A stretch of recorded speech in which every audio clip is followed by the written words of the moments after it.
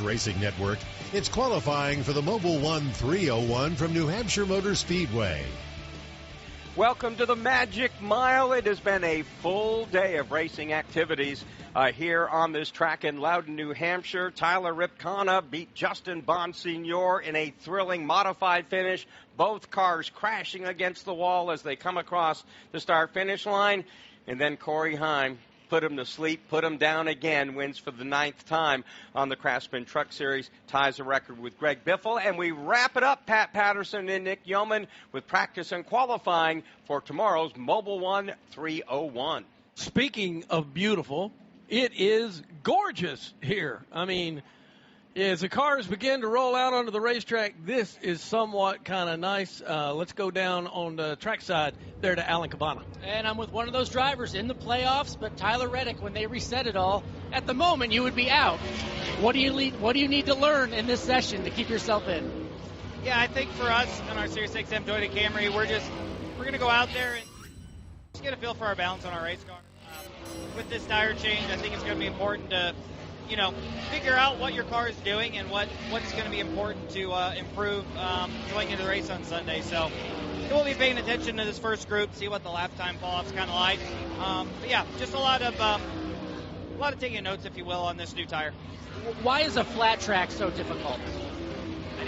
Why is a flat track so difficult? I think it's hard to get the balance right on a flatter track. I feel like. More of the banked racetracks that we race at, I feel like you have a little bit wider window to nail the balance right. On the flat tracks, it feels like you have to really, really dial the balance of the car to be good on the short run, and then obviously hang on the long run. So it's just one of those things with time and experience. I found that what you're looking for is a small margin. You just got to figure out how to stay in that window all race long. Tyler Reddick trying to learn as much as he can with the cars out on track now, Heather. And from the broadcast booth to the driver's seat, Ross Chastain out here getting ready for practice and qualifying. You're one of 3 drivers that got the tire test in here in New Hampshire. What did you learn, and what do you think you can predict right now without not being on track yet? I know I've got a lot more friends here right now than I did that test. Nearly over 700 laps across 2 days, and a lot of different Goodyear tires we tried, and they settled on this one that we came back with. So far, Kubota Chevy. Yes, a lot learned right, but also a lot learned that we didn't like. A lot of the runs I really struggled with, so hopefully we've made the right choices for springs and shocks and geometry. There's thousands of varieties of options you can do to these cars for the setup, and hopefully Phil Circuit can put it all together and we'll be really fast. Now you're in the second group here for practice. You were up in the booth for the truck race, so there's truck rubber on the track. Is that going to be a disadvantage for these guys that are out there right now? I know if I had to pick, I'd sure pick Group 2. I think for Trackhouse, keep me in the playoffs, it's one of the benefits. It's just even for just this race, you get to practice on the Cup rubber that they're laying down right now. So, unfortunately for all these cars on track, they're doing the work for us. All right, well, thank you for your time, Ross, and we'll see him in just a little bit in Group 2. Ross Chastain represented Chevy, Joey Logano Ford, Christopher Bell Toyota for the tire test here at New Hampshire. All three drivers ran 700 laps or more. Nick, that's got to help you. Even if it's not, they were changing tires, they're doing different things, that's still got to help you. It's seat time, and it's a lot you can learn. You're right. Obviously, when they come to these tire tests, Goodyear is putting them under different circumstances. They're trying out different tires, but all those laps, and eventually those drivers are going to know when they're hitting on something that's working. They're giving the feedback to Goodyear, so certainly those drivers, including Ross, a lot of valuable experience they gained, and we'll see how much that helps for practice and qualifying. Right now, A.J. Allmendinger has run the fastest lap after he won his first pole position last week at Bristol since he went to the top qualifier spot at Watkins Glen in 2017. Riley Herbst's currently the second quickest driver. Cole Custer is third. Fourth, Michael McDowell. Fifth, Daniel Suarez. Justin Haley sixth. Austin Dillon seventh. Eighth is going to be Eric Jones. Ninth, Ricky Stenhouse Jr. And 10th is going to be Josh Berry. Yeah, Noah Gregson is currently 11th on the board. SVG, Shane Van Gisbergen, is in the 12th spot. Todd Dillon, Ryan Preece, Cody Ware, and Todd Gilliland are the only cars. 17 cars out right now making time on the racetrack. And one of the cars in this opening group of 18 that I'm looking for that has not been out on the racetrack for whatever reason, Kyle Busch. Kyle Busch is the only one of the 18 that hasn't gone out yet. Yeah, we looked out on pit lane. That bright yellow and black Morgan & Morgan Chevrolet for Richard Childress Racing is going to do exactly what you'd like to see him do, Mark Garrow. Looks like Kyle Busch has thrown her in drive, and he's going to join those other 17 drivers here momentarily. Do you think that's something to do with what Ross Chastain was just talking about? These guys that have been out there for a few minutes, they've run, let's see, the lap count, most of them 7-8 laps, kind of rubbed off the Craftsman Truck Series tire rubber. This maybe gives Kyle Busch and his team a little bit more accurate view. I think it's a fair guess, yeah. I mean, Kyle's a veteran. Obviously, that team, they know what they're doing. So, yeah, let those drivers go out there and kind of clean up the racetrack. Let's go down to pit lane and Heather DeVoe. And you guys were talking about Kyle Busch and why wasn't he out on track yet? Well, we talked to Ross about it. That truck rubber that's on the track right now, they wanted to wait a little bit, get some of that rubber off the track, let those other cars pick it up with their tires so that they could get a better read on it. And I just checked in with Randall Burnett, who's looking at all the SMT and watching what drivers on track are doing now. And, of course, Kyle Busch not having the season he wanted, still winless. They've had a little bit of bad luck. It's been a little rough, so hoping to turn that around here at the Magic Mile in New Hampshire this weekend. Now, only 3 drivers in the starting field tomorrow on the track this afternoon for practice and qualifying have won pole positions here at New Hampshire. Brad Keselowski has won 4, Kyle Busch 3, Christopher Bell has won 1, and Ryan Newman, of course, number 1 in that category here with 7. Yeah, Newman was really good at this racetrack, to say the least. I remember the day he got his first win here at this racetrack. Always fast in his car with a number of different teams, as a matter of fact, over the years. Right now, it's currently, again, A.J. Allmendinger. Yes, Mark? You know, we always talk about winning the pole. It's critical. Got to win the pole. In the 53 previous Cup races here at New Hampshire, only 6 pole sitters have won. Kyle Busch, the last one to do that back in 2017. So it's always kind of odd. Of course, that's the number one thing, right? You get the best pit stall, and you get a lot of little bennies to go along, of course, with winning the pole position. But then you look at the stats and go, well, how many times the pole sitter win? This track has been pretty tough. And I think, Nick, a lot of times, and Pat, you can chime in on this as well, it hasn't necessarily been about speed. It's been about strategy. Yeah, I mean, so much I'd love to see the breakdown, the statistic breakdown of how many pole winners went away when we started stage racing, because obviously, as you point out, you throw a lot of elements of strategy, of maybe you're giving up track position right before the end of the stage, and all of a sudden that pole that you had, that track position, you voluntarily give it up. So, yeah, the days of the fastest car showing up, rolling off the truck, grabbing the pole, and dominating races. Wasn't it Jeff Burton who led every single lap here 300 one year? Those days are kind of in the past. So I think that's a great stat, and certainly it's a testament to, hey, whoever wins pole here the next hour or so, it's not a guarantee that they're going to have a great race on Sunday. Pat, one of our favorite guys in the garage area for drivers, Josh Berry.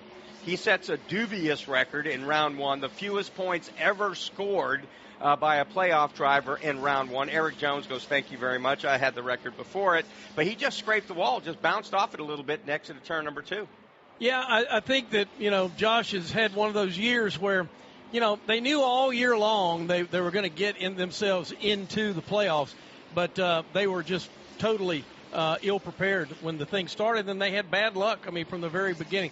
Let's go down to Alan Cavana. And that wall scrape for Josh Berry certainly raised a lot of eyebrows. I was in his pit watching his crew watch that when it happened. Nothing on the radio, though, so they're just going to run this practice out, maybe come in, make a small adjustment afterward. But in terms of damage, nothing major, it appears. It is interesting that Josh Berry's playoff run is over, but we think he can still help his Penske-related teammates, right? He is the only one of those Penske-related cars in this session right now. To his left, I'm watching Joey Logano, Austin Cindric, Ryan Blaney, all with their headsets on, looking at the data, certainly paying a lot of attention to this 21 Ford. So still a lot of benefit he can provide for the rest of the Penske organization cars. Heather? And on the top of the board right now for speed is A.J. Allmendinger. Now, remember, he won the pole last week at Bristol for the first time in quite a while, and it looks like that speed has continued with that 16 team, but he's telling his crew chief right now that he's really tight in the center and burning the right rear off the corner, but they said you do have good pace, but that's the report now from A.J. Allmendinger in that 16. You've never found a happier guy after he won the pole position last week at Bristol, man. He was on cloud 9. It was interesting to watch the replay of Josh Berry getting into the wall. All of a sudden you saw these white paint chips flying. You just didn't know if it was the wall or Berry's car because they're both white. And he just skinned it just a bit coming out of turn 2. Yeah, it's a great point. And Pat, obviously we're talking about how he can help the Team Penske cars moving on. Another driver in this group that can help his teammates is Shane Van Gisbergen, who's got knocked out of the playoffs as well. He can help Ross Chastain. And also moving forward, while Chastain or Shane Van Gisbergen and Josh Berry, while they may not be in the playoffs any longer and running in this first practice session, they've also got an opportunity, I think, later on in the playoffs to steal some points. Obviously, SVG is going to be on the short list of contenders when we go to the Roval, and Josh Berry's been so good at Las Vegas over the last few years, guys, that just despite the fact that their season is over in terms of winning a championship, they've still got a chance to play fly in the ointment. Now, unlike the Craftsman Truck Series that was just out here, these cars are doing some shifting, and they will throughout the race tomorrow. And we're looking on the television monitor at the bumps on the backstretch getting into turn 3. And it really reminds me of what we used to see at Fontana down the backstretch, where the car almost looks like it submarines over the top of these bumps. That's a pretty serious hit they're taking back there, Mark. Absolutely. They kind of porpoise their way down the end of the backstretch into turn number 3. And Nick, the TV showing some great replays. Some of these guys, you wonder why a guy all of a sudden he shoots up the racetrack. Well, he bounces so hard he lands on the splitter. And at that point, he wants to turn left. The car's going like nothing doing. I'm going straight. And we see a bunch of those cars bouncing hard on the racetrack. Right. That's the big point. It's one thing if the bumps were at the exit of the corner. You could navigate that. Another thing if they were in the middle of the back straightaway. That would be no problem. But when you're trying to woe a car down, slow it down, and get it to turn and rotate into turn number 3, that's going to be an incredible challenge and something I think, Pat, you'll certainly be keeping an eye on when we restart. If we can get them through turns 1 and 2, if they're side-by-side heading down to turns 3 and 4, that could get very interesting with how rough it appears to be, especially as low as they run these cars throughout the course of the day navigating those bumps. I really want to hear, and I'm sure Heather and Alan will let us know about this. You know, we're working on a new tire out here on the right side. I'm curious as to, kind of what anybody's saying down there about that new tire and what they're seeing so far. A lot cooler temperatures today than there were in any test session that would have been here. And again, we started out last week with no problems on tires whatsoever in practice, and we all know what that turned into. Yeah, surprise, surprise, surprise, as after that race got underway. All 18 drivers in this first practice session have now been on the racetrack. We look at the lap count. Riley Herbst has run 23 laps out there. Also, we see that Daniel Suarez has run 23 as well as Michael McDowell. I'll get it out. Let's go to Alan Cavana. Yeah, we're all curious about the feedback coming from drivers. Not hearing a ton yet on the radio, but someone even more curious is Joey Logano. We were talking before how Josh Berry is the only Penske-affiliated car out there right now. Normally, we know the other Penske drivers or other teammates will always be on a headset looking at data, but for the first time in a long time that I've seen this, Joey Logano is down here with the 21 team, talking to crew chief Miles Stanley, talking to the other 21 team engineers, and really pointing at the data and looking at it, breaking it down, having conversations. So maybe it's a playoff thing, maybe it's an intensity thing, a New Hampshire thing, but Joey Logano down here really trying to learn as much as possible with an effort I don't see every week. Joey Logano, average starting position this year, 13.3, has been top 10 12 times. He certainly wants to start, Pat, somewhere near the front. No question about this. This is a big, big afternoon for Joey Logano getting ready for tomorrow. Leading the way right now in practice number 1 here for the Cup cars is A.J. Allmendinger. Ryan Preece is second on the board. Riley Herbst, Cole Custer, and Michael McDowell. That's the top 5 as they run right now halfway through this first practice session here at the Magic Mile, New Hampshire Motor Speedway. This is Kyle Petty for Echo Park Automotive. As you might imagine, I know a thing or two about cars, and I'm here to tell you about a whole new way to buy a car, truck, or SUV. Did you know that Echo Park Automotive has over 95,000 5-star reviews? On top of that, every car that Echo Park Automotive sells goes through a 190-point inspection to make sure that it looks and drives like new, so you leave happy. It's even in their name, Echo Park Automotive. Every car, happy owner. The official used car dealer of Speedway Motorsports. Hi, I'm PRN's Alexis Erickson. Want to listen to PRN anywhere you go? By downloading the PRN mobile app, you can listen to live race broadcasts and have on-demand access to your favorite shows like Fast Talk, Pit Reporters, Garage Pass, and PRN's At the Track. Download today to make sure you don't miss any of the action. Get the latest racing information at your fingertips with the PRN mobile app, available on the Apple App Store and Google Play. Find more information at goprn.com. Feel like you're in the driver's seat and never miss a second of the race action with Racing Electronics. Listen in on uncensored audio from every team in the race. See them in the vendor area to purchase yours today or learn more at racingelectronics.com. Oh, by the way, I believe the kids go BTW on this. You can catch all of us at PRN on frequency 454.2000 throughout the rest of the season. We've got some more racing coming up. We've got the Roval. We've got Las Vegas after this weekend. This is PRN, the Performance Racing Network. Get your NASCAR fix with PRN's Garage Pass. It's hard to just turn it around in 1 week, but I wouldn't be shocked if we did. I don't think the results have been what we have hoped for or expected, but I think the potential in the cars and the speed has been pretty good. You know, it's a big deal already, so that's a big positive for us. So I think now it's just about working together and getting better. I think the Penske cars are still elite when it comes to plate racing. Hi, I'm Mark Arrow, tracking the latest racing news every weekday. We all play a role in keeping our community safe. Every day, we move in and out of each other's busy lives. It's easy to take for granted all the little moments that make up our everyday. Some are good, others not so much. But that's life. It's when something doesn't seem quite right that it's time to pay attention. Because only you know what's not supposed to be in your everyday. So protect your everyday. If you see something suspicious, say something to local authorities.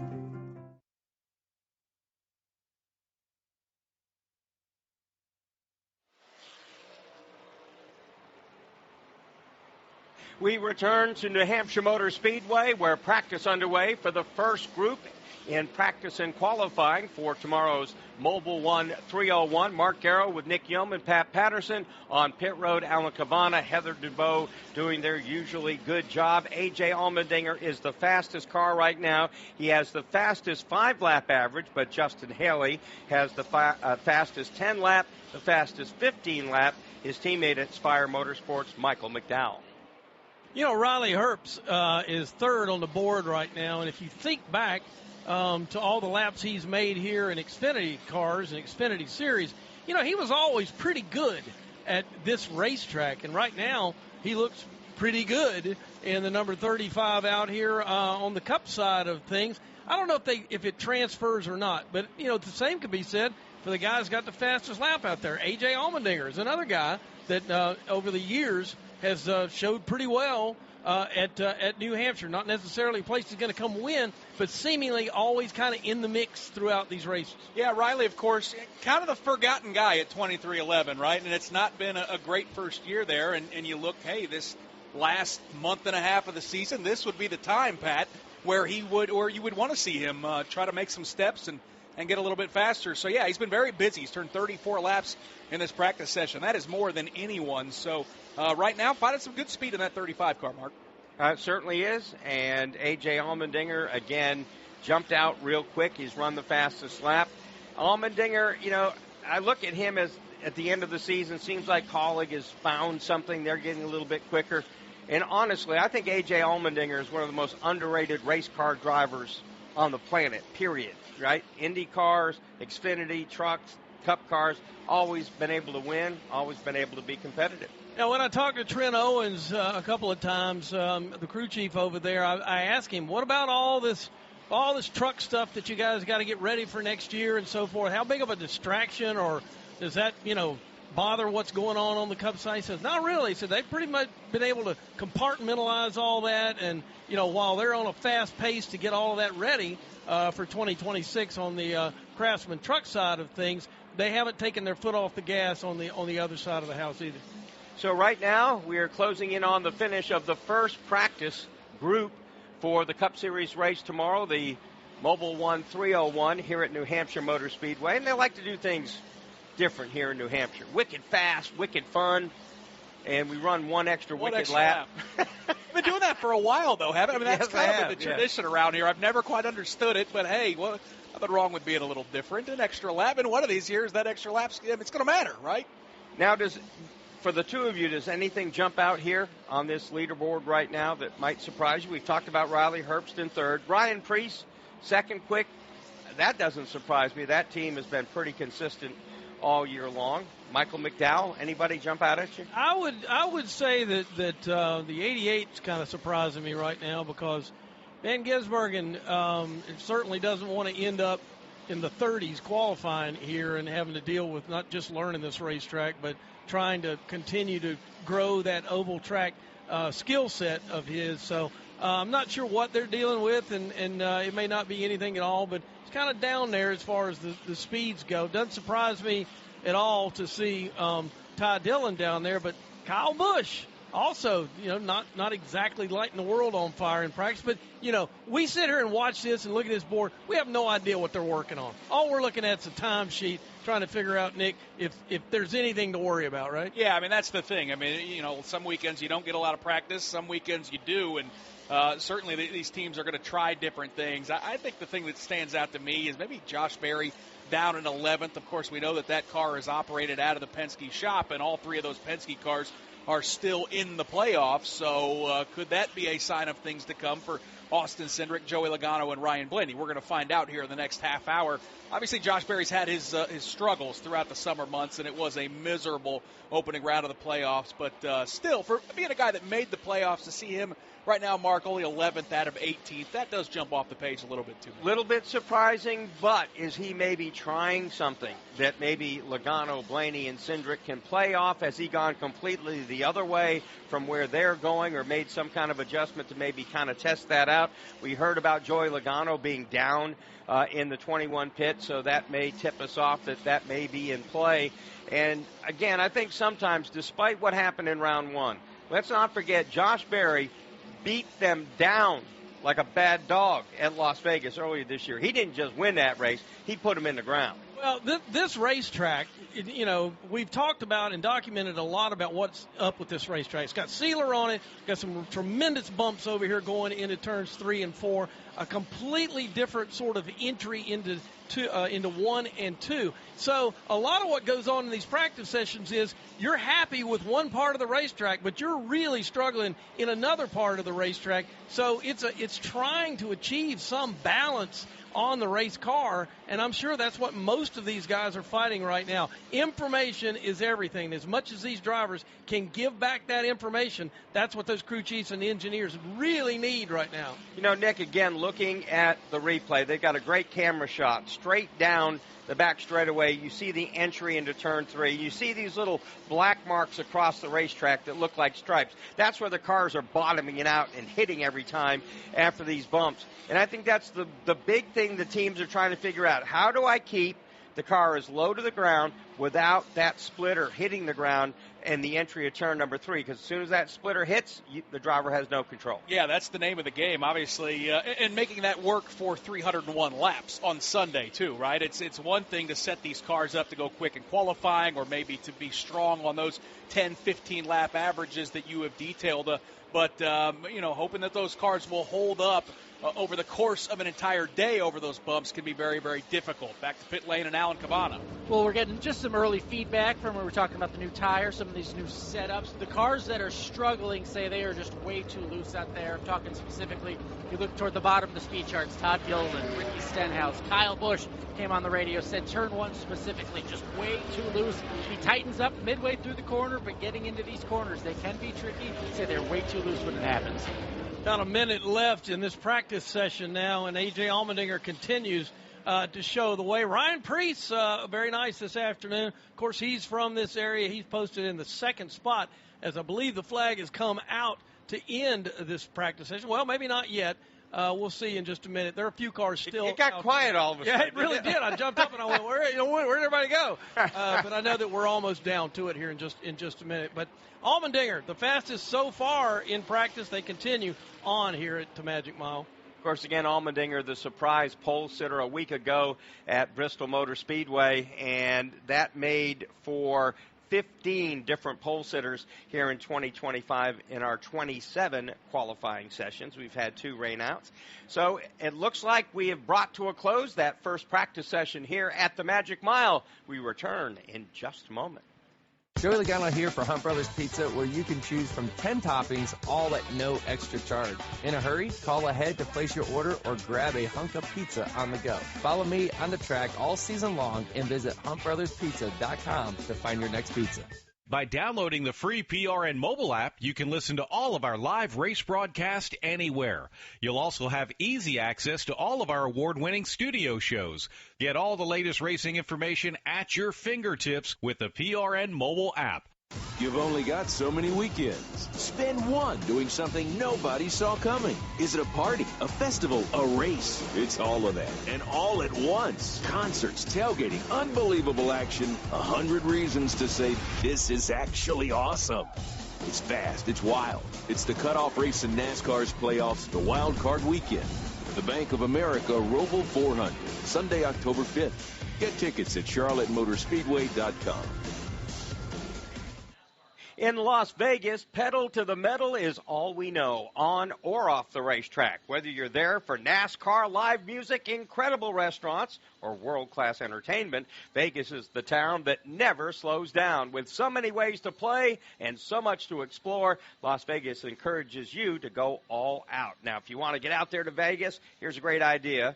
Go to lasvegas.com to get more information about all the great stuff they got out there, entertainment, dining, you name it. Visit lasvegas.com. Visit lasvegas.com. This is PRN, the Performance Racing Network.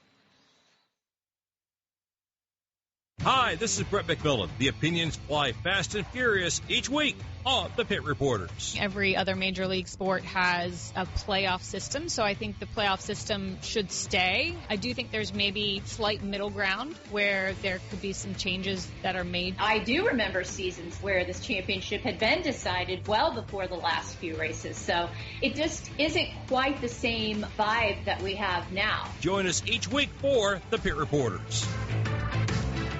Hi, I'm Ryan Blaney, a third-generation race car driver.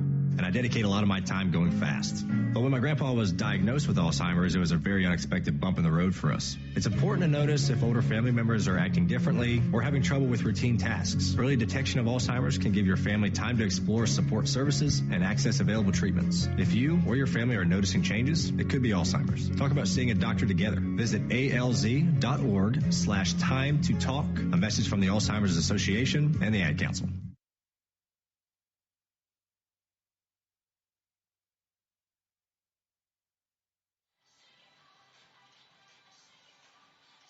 We're back at New Hampshire Motor Speedway. Nick Yeoman, Pat Patterson, still with us? Okay. Yep, I'm here. I'm Mark Carroll on pit road, Helen Cavana, and Heather DeBow. I was about to throw it to Pat, and I go like, this is a bad time. So I'll throw it to Nick. Well, it was that moment we had right at the end of practice when everything got quiet. It's the universal bad sign at a racetrack when things get very quiet. So, yeah, during the break, it's easy. So Allmendinger, again, has run the fastest lap in the opening practice session. Ryan Preece was second quick, Riley Herbst third, Cole Custer fourth, Michael McDowell fifth, sixth, Daniel Suarez, seventh, Justin Haley, eighth is Austin Dillon, ninth, Eric Jones, 10th is Ricky Stenhouse Jr. Yeah, 11th fastest, Josh Berry, 12th was Noah Gregson, 13th, John Hunter Nemechek, Shane Van Gisbergen, 14th fastest in that opening round of practice. Ty Dillon was 15th, 16th was Kyle Busch. Only faster than two drivers, Todd Gilliland, who was 17th, and Cody Ware, the slowest of the 18. So the best 5-lap average belonged to A.J. Allmendinger, along with the quickest lap. The best 10-lap average, it was Justin Haley, followed by A.J. Allmendinger, Michael McDowell, Josh Berry. 15-lap average, Michael McDowell, and this is where the news gets a little better for Josh Berry. He was second quick in the 15-lap run average. Then it was Justin Haley and Noah Gregson. So that's how things kind of played out here in this first practice session. And now, as we look at it, we've got, 18 more drivers getting set to go here in the second practice session. Yeah, and looking at the temperature, and this track does, you got to pay attention a little bit to what's going on as far as temperature goes out here. It's a cool day. It's probably about as hot. Nick, you were out there earlier today. It's like 70 degrees right now, which is, in my book, perfect. But yet it is still kind of a cool afternoon here. Yeah, and I think the nice thing for these teams and drivers are the conditions look pretty consistent for tomorrow. It's not like we got a cold front or a warm front rolling in. Right. No threat of, knock on wood, of precipitation. It looks like tomorrow is going to be nearly identical. So we've been blessed with an absolutely perfect race weekend. But you're right. I mean, I felt it during the truck race. Very comfortable to be out there if you're enjoying it here. You guys talked about the campgrounds are just absolutely packed. But certainly good conditions to make some speed for these cars as well. So this is the lull before the second session gets underway. Let's go down to Alan Cavana. And I'm with Josh Berry. You had a moment there in practice, but it seemed to bounce back. There's a lot of attention on the tires this weekend. Right now, your crew looking at them. What was it like out there? Yeah, car felt really good. Definitely really liked our mid to long run speed. I felt like it was really strong. Y'all used to love coming here. This is one we've had circled for a while. We had a really good race here last year in the 4 cars, so hopefully we can translate that to another strong Sunday. Was there a certain feel to this new tire? What was it like? Yeah, I mean, it definitely seemed like the rears are giving up maybe a little bit more than what I remember. I really haven't raced here a lot. I've only got, I've just got that one race last year in the next gen, which there was rain and a lot going on, but it seems like a step in the right direction for tire fall off. So, yeah, hopefully that makes for a great race. All right, we'll throw it to Heather DeBow. And here now with Ryan Preece, who is second in that practice session. So what could you take away as far as tires there? You were putting 38 laps on your tires, which is more than most. Yeah. So what would you say that you learned? Yeah, I mean, that was the whole point of the practice for us, was to run some laps out and try to have a good idea of what tomorrow is going to be like. So, the first thing that I knew right away is that Derek and these guys brought a really fast Mohawk Northeast Ford Mustang, and felt really good about that. I think we could tweak a couple little things to make it a little bit more comfortable. Once we get 10 laps into the run, we're going to have a really solid car. Now, I talked to your crew chief, Derek, last week, and he told me that the rest of the season for you guys is trying things that can better you next year. So do you have any ideas as a driver of setup things you want to try here at New Hampshire?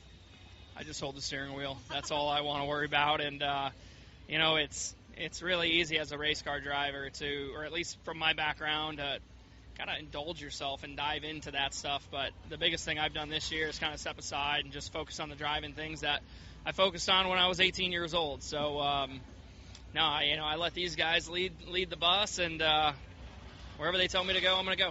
And how is it to be up here with this New England crowd, kind of the area you're from? I'd be nervous for New Hampshire Motor Speedway, because if we won, this place might burn down. All right, you heard it here first. If Ryan Preece goes to victory lane, be ready for a heck of a celebration. That is so weird, because I was going to say, coming out of that interview, if Ryan Preece wins a cup race in New Hampshire, they put a statue out front. The fans rush the track, put him on their shoulders, and then ride him around for a while. Let's go to Alan Cavana.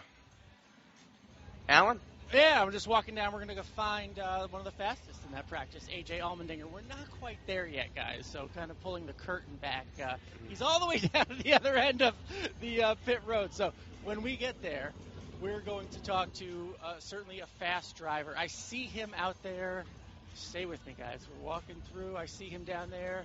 I'm going to bust in right here. There we go. A.J. Allmendinger. I just walked like a half mile to come see you. How you doing, my friend? Sorry we're so far back here. Last couple of weeks were a little rough on points. Yeah, well, look where you are now, though. Top of the board, great practice. How'd it go? It was good. It's just this place it's tough.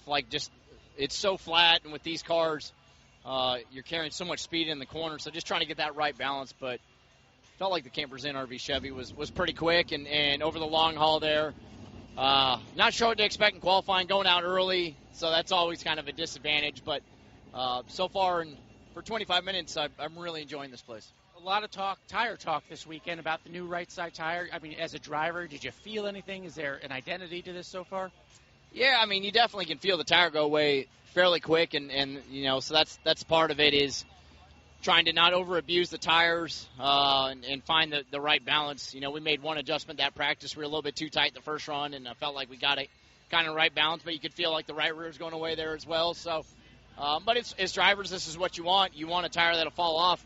Maybe not like last week. That wasn't that much fun for me, at least. But, you want a tire that falls off so you can go out there and pass guys, and hopefully that's what happens tomorrow.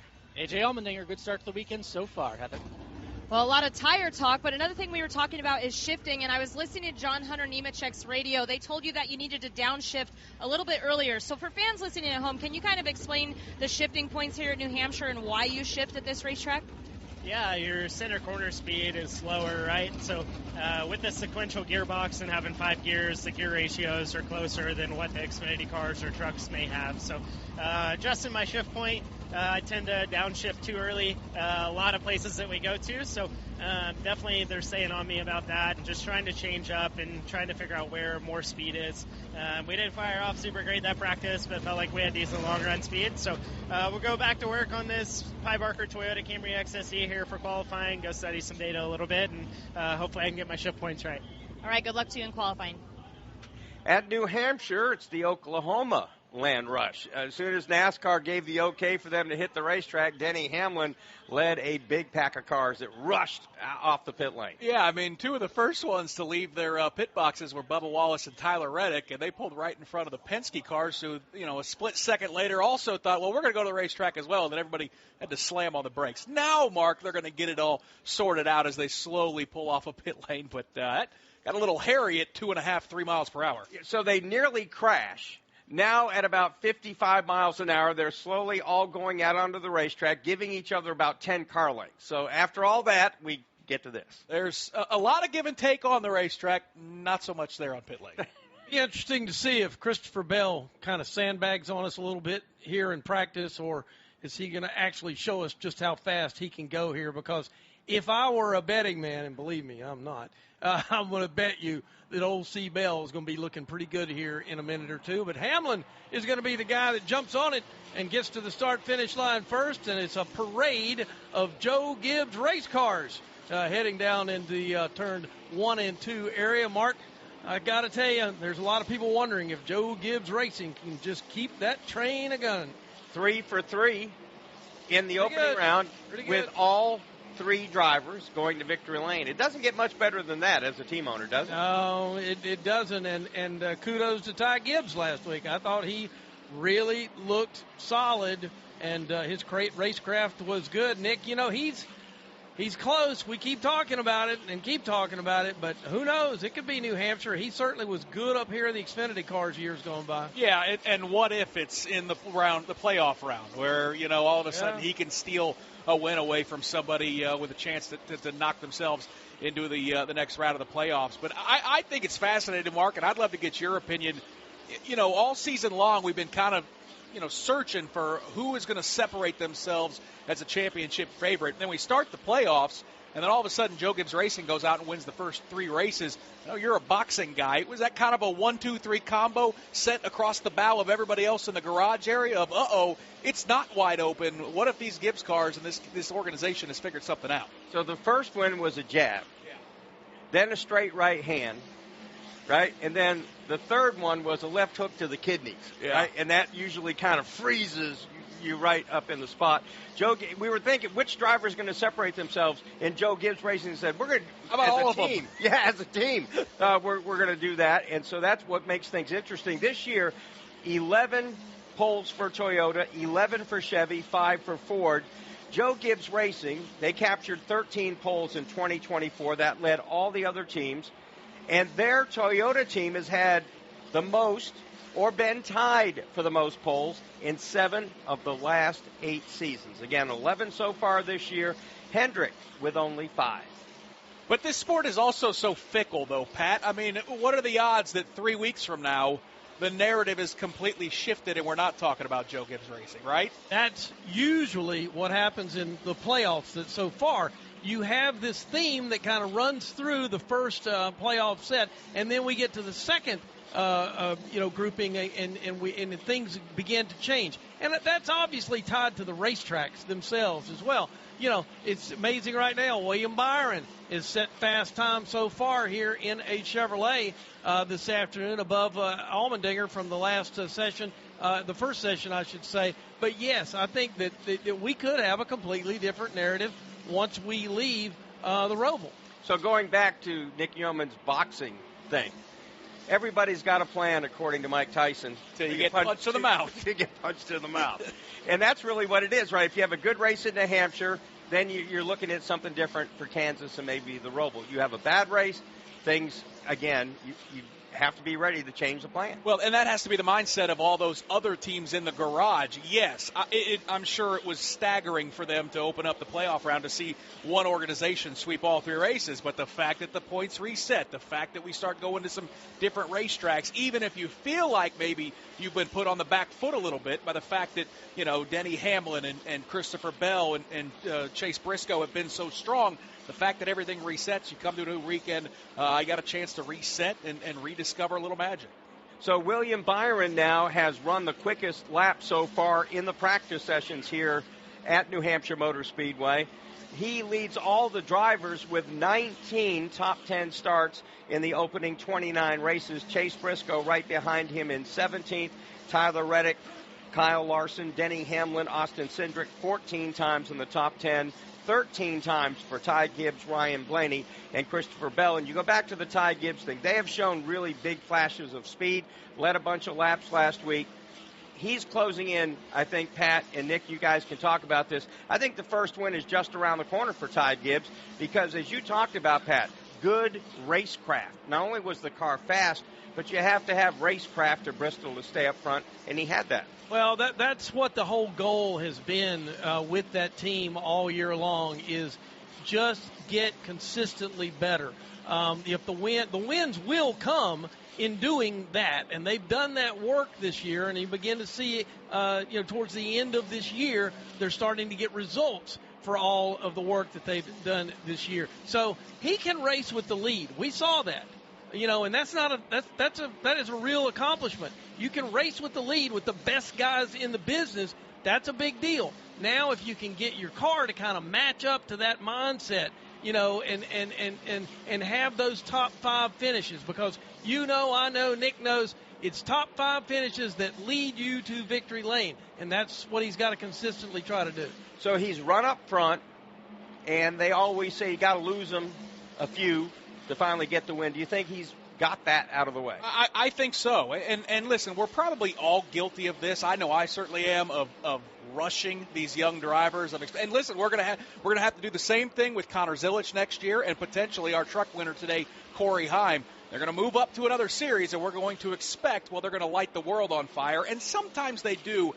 But by and large, most of them, it takes time, especially when you get to this level, the top level of auto racing. The other drivers aren't just going to move out of your way and give you those race wins. So it takes time, especially as you guys touched on, to develop that racecraft. Ty Gibbs can go out and throw down 1 quick lap, 5 quick laps, 10 quick laps. It's putting together a full day where you have to be perfect to win these races. That takes time. He's the last guy that was going to fool me, though. I made sure I said this to myself because I was the guy that said, the first year he came to Cup, I said, he'll win a race this year. After watching what he did in the Xfinity Series, and I'm not talking about the fact that he won races, but it's how he won races that I thought, no way this kid is not going to get in a Gibbs car, a Kyle Busch car, and not go win a race.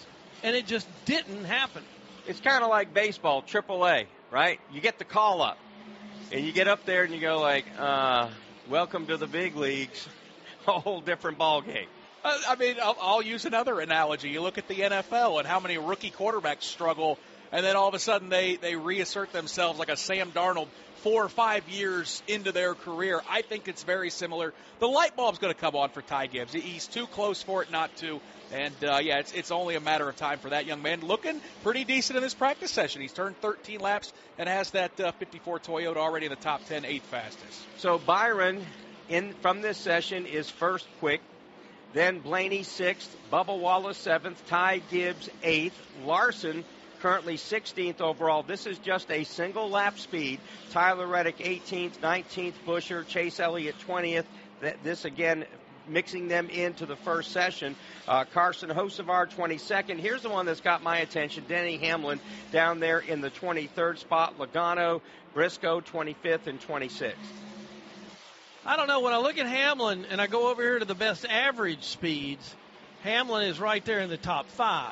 And I tend to think that what he's working on is the same thing that they did last week. They went out and ran a buku amount of laps to try to get some real feel for that car.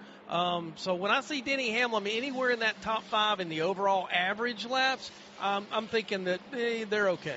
Sort of like, Nick, with Kevin Harvick back in the day. He'd be 30th on the rundown, right, but he'd tell his crew, relax. I felt in my backside exactly what I wanted to feel in the race car, so we're okay. Yeah, there was never any panic, right? They knew that they were in good shape. I'll tell you who's in really good shape. Looking at William Byron, not only has he thrown down the fastest lap of anybody, single lap pace at 127.834, but you look at the 5-lap averages, and he's second. You look at the 10-lap average, he's second. You even go to the 15-lap averages, he's looking good. So is Ryan Blaney, pretty consistent over the long run as well. So William Byron has rolled off the truck pretty quick. 1-lap pace, 10-lap pace, 15-lap pace. Pretty impressive by that Hendrick 24. You mentioned Blaney. He is, again, 6th quick as far as the single lap, but he leads the 10-lap and the 15-lap average. William Byron, he's always been one of the best qualifiers we've had this year. Chase Briscoe has the best average starting position, 10.5. Byron right there at 10.6. And then you have the drop-off to 12.1 to Chris Buscher. Kyle Larson, 12.3. Tyler Reddick, 12.4. There are top 5. I'll tell you one thing that I'm looking at, and that is that 5 car. To me, Kyle Larson needs to show me this weekend that he is capable of getting to Phoenix. And I think these next 2 races for that 5 car, here and at Kansas, forget about the Roval, but you know what I mean? I think that car has got to come to life in a big way. I think all of Hendrick Motorsports. I mean, again, what we saw at Gateway, they've got to improve upon that here, because if you haven't run well at Gateway, New Hampshire, you've got an uphill climb when it comes to Phoenix. So I think this is a very important weekend that way. But I think Hendrick Motorsports has to step up and flex some muscle. We talked about how Joe Gibbs Racing certainly did that. And right now, Hendrick Motorsports, they've got to answer the call. Here's the good news for Kyle Larson. Enters this round plus 24. So he's got a bit of a cushion. But I think to Pat's point, really since when he had that failed attempt to run the Indianapolis 500, really since May, he has not been as strong as we have seen Kyle Larson over the years. So, yeah, he's got a bit of a cushion, but I wouldn't be surprised at all if they don't find something. He could be sweating out that Roval round. As the second practice session continues here at New Hampshire Motor Speedway, we'll take a quick break and come right back to the Magic Mile. Progressive understands that bond between you and your boat. But imagine if something happened to it. Without the boat, you're just Tina with too much boat knowledge. Sure, it's helpful on the water, but with no boat, you're someone who talks way too much about knots, and no one cares what a jib is anyway. Boat Tina could get away with it because she has a boat. So make sure your boat is insured. Get Progressive, America's #1 boat insurer, and then go back to being you, Tina, who owns a boat. Progressive Casualty Insurance Company and Affiliates. #1 rating based on boat market share data from ratefilings.com. Hi, this is PRN's Brett McMillan. You don't spend your life just sitting around, so what you need is PRN's mobile app. By downloading the mobile app, you can listen to our live race broadcast from anywhere. Make sure you don't miss a second of the action from the track. If you download it today, you get station listening and on-demand access to your favorite studio shows like Fast Talk, Pit Reporters, or Garage Pass. Get all the latest racing information at your fingertips with the PRN mobile app. Download today. Available at the Apple App Store and on Google Play. Practice continues here at the Magic Mile. This is PRN, the Performance Racing Network. Hi, this is Doug Rice at PRN. Join me every Monday night for another great episode of Fast Talk. I watched the race on TV, and they wanted to give him the mantle of greatest of all time, and he's won 4 races in a row. And so I can't do that yet. But I do think what we're watching is a guy who's changing the sport. He's changing the way the other drivers approach road racing. He's making them study. He's making them up their game. That's Fast Talk right here on the Performance Racing Network. Local radio brings people together like never before. It's a beautiful hometown weekend out there. We've got your local stations keep you informed and involved with music, talk shows, and real-time news updates you can trust. We are live and local. We are America's broadcasters, connecting you to what matters most. Text radio to 52886 and tell Congress to support your local radio stations. Message and data rates may apply. You may receive up to 4 messages a month, and you may text STOP to STOP. This message furnished by the National Association of Broadcasters.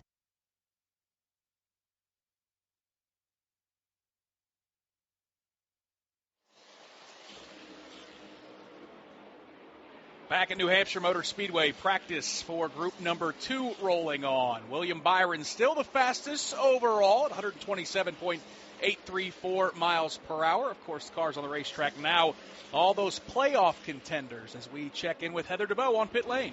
Yeah, and for playoff driver Austin Cindric, he put 10 laps on his tires, but that number 2 was just way too tight. So they came in, they made significant adjustments to the left front to try to help with the handling. His crew chief Byron Wilson had the team going to work on that 2 machine to try to get it better. Just way too tight, but Austin Cindric right now, before coming in for those adjustments, was running outside the top 30. So some work to do here for that Team Penske team. Let's go to Alan Cavana. And I'm watching just some of the data and trackers come in with some of these teams, and you can see on the charts the longer this run goes for these teams in the second group, the better the Penske cars seem to be. Ryan Blaney on a long run continues to be overall just the fastest. On the single speed, yeah, I think he's second in this group, but the longer they go, he maintains that speed, and his teammate, Joey Logano, is showing that as well. Penske cars very good on the long run running out in this practice. All right, so Team Penske, they would certainly like to jump in there. Because what do we have right now? We have 3 Joe Gibbs, 3 from Hendrick, 3 from Team Penske, 2 from 2311 Racing, and there's Ross Chastain. There's Ross. There's Ross all by himself as the only driver, single team kind of thing left in our playoff conditions. Mark, you were kind of watching the Gibbs cars during the practice session. Denny Hamlin and Christopher Bell running around each other, and maybe not, I don't want to say they're not playing nicely, but maybe realizing that as it stands right now, they're the own biggest competitor that stands in their way of winning a championship might be one of their teammates. Could Christopher Bell be sending a message? He passed Denny Hamlin and left him. And I can't believe Hamlin's going to go, sure, just drive away. I don't care. And right now he's got Ross Chastain, Pat, chasing him down the back straightaway. I'm a little bit surprised, not that Bell passed Hamlin, but he's left him. Yeah, I think that Christopher Bell is on a mission this weekend. There's no question in my mind that he wants to go ahead, get this race under his belt. And there's a lot of guys that want to do that as well. And I think that, he's just solid out here. Logano right now, though. And don't forget, Joey got his first win at this racetrack. That was a very popular win. That was a very popular win, yes, back in the day. 5th quickest right now in the overall average laps. And as we look at the rest of it right now, still Ryan Blaney top at 10 lap average and 15 lap average as we go. Christopher Bell, all he did last year was sweep the entire weekend, right? He won the Xfinity race, won the Cup race. If he wins tomorrow, 3rd win for the Cup Series in the last 4 seasons here at the Magic Mile. He is certainly dialed into it. He has won a truck race here as well. And guys, when I look back at that race last year, Pat, when it ended, you weren't wearing sunglasses. No, and I was wearing a raincoat. That was a day out here we'll not soon forget. And we're not going to have anything like that tomorrow. It's going to be totally different. Yeah, the weather here is completely opposite of what we had a year ago. And what a race finish, though. History made in the sense that we've started races on a damp track, a road course, and NASCAR using the wet weather tire to kind of get the track dried in. Then they go to slicks. We did the opposite in this race last year. We had a 2-hour rain delay. The track was damp. They were having trouble drying it. So NASCAR said, you know what? Let's restart this race on wet weather tires. Darkness is setting in. Literally, we went past the sundown at 8:20. We were a little bit past that when the race ended.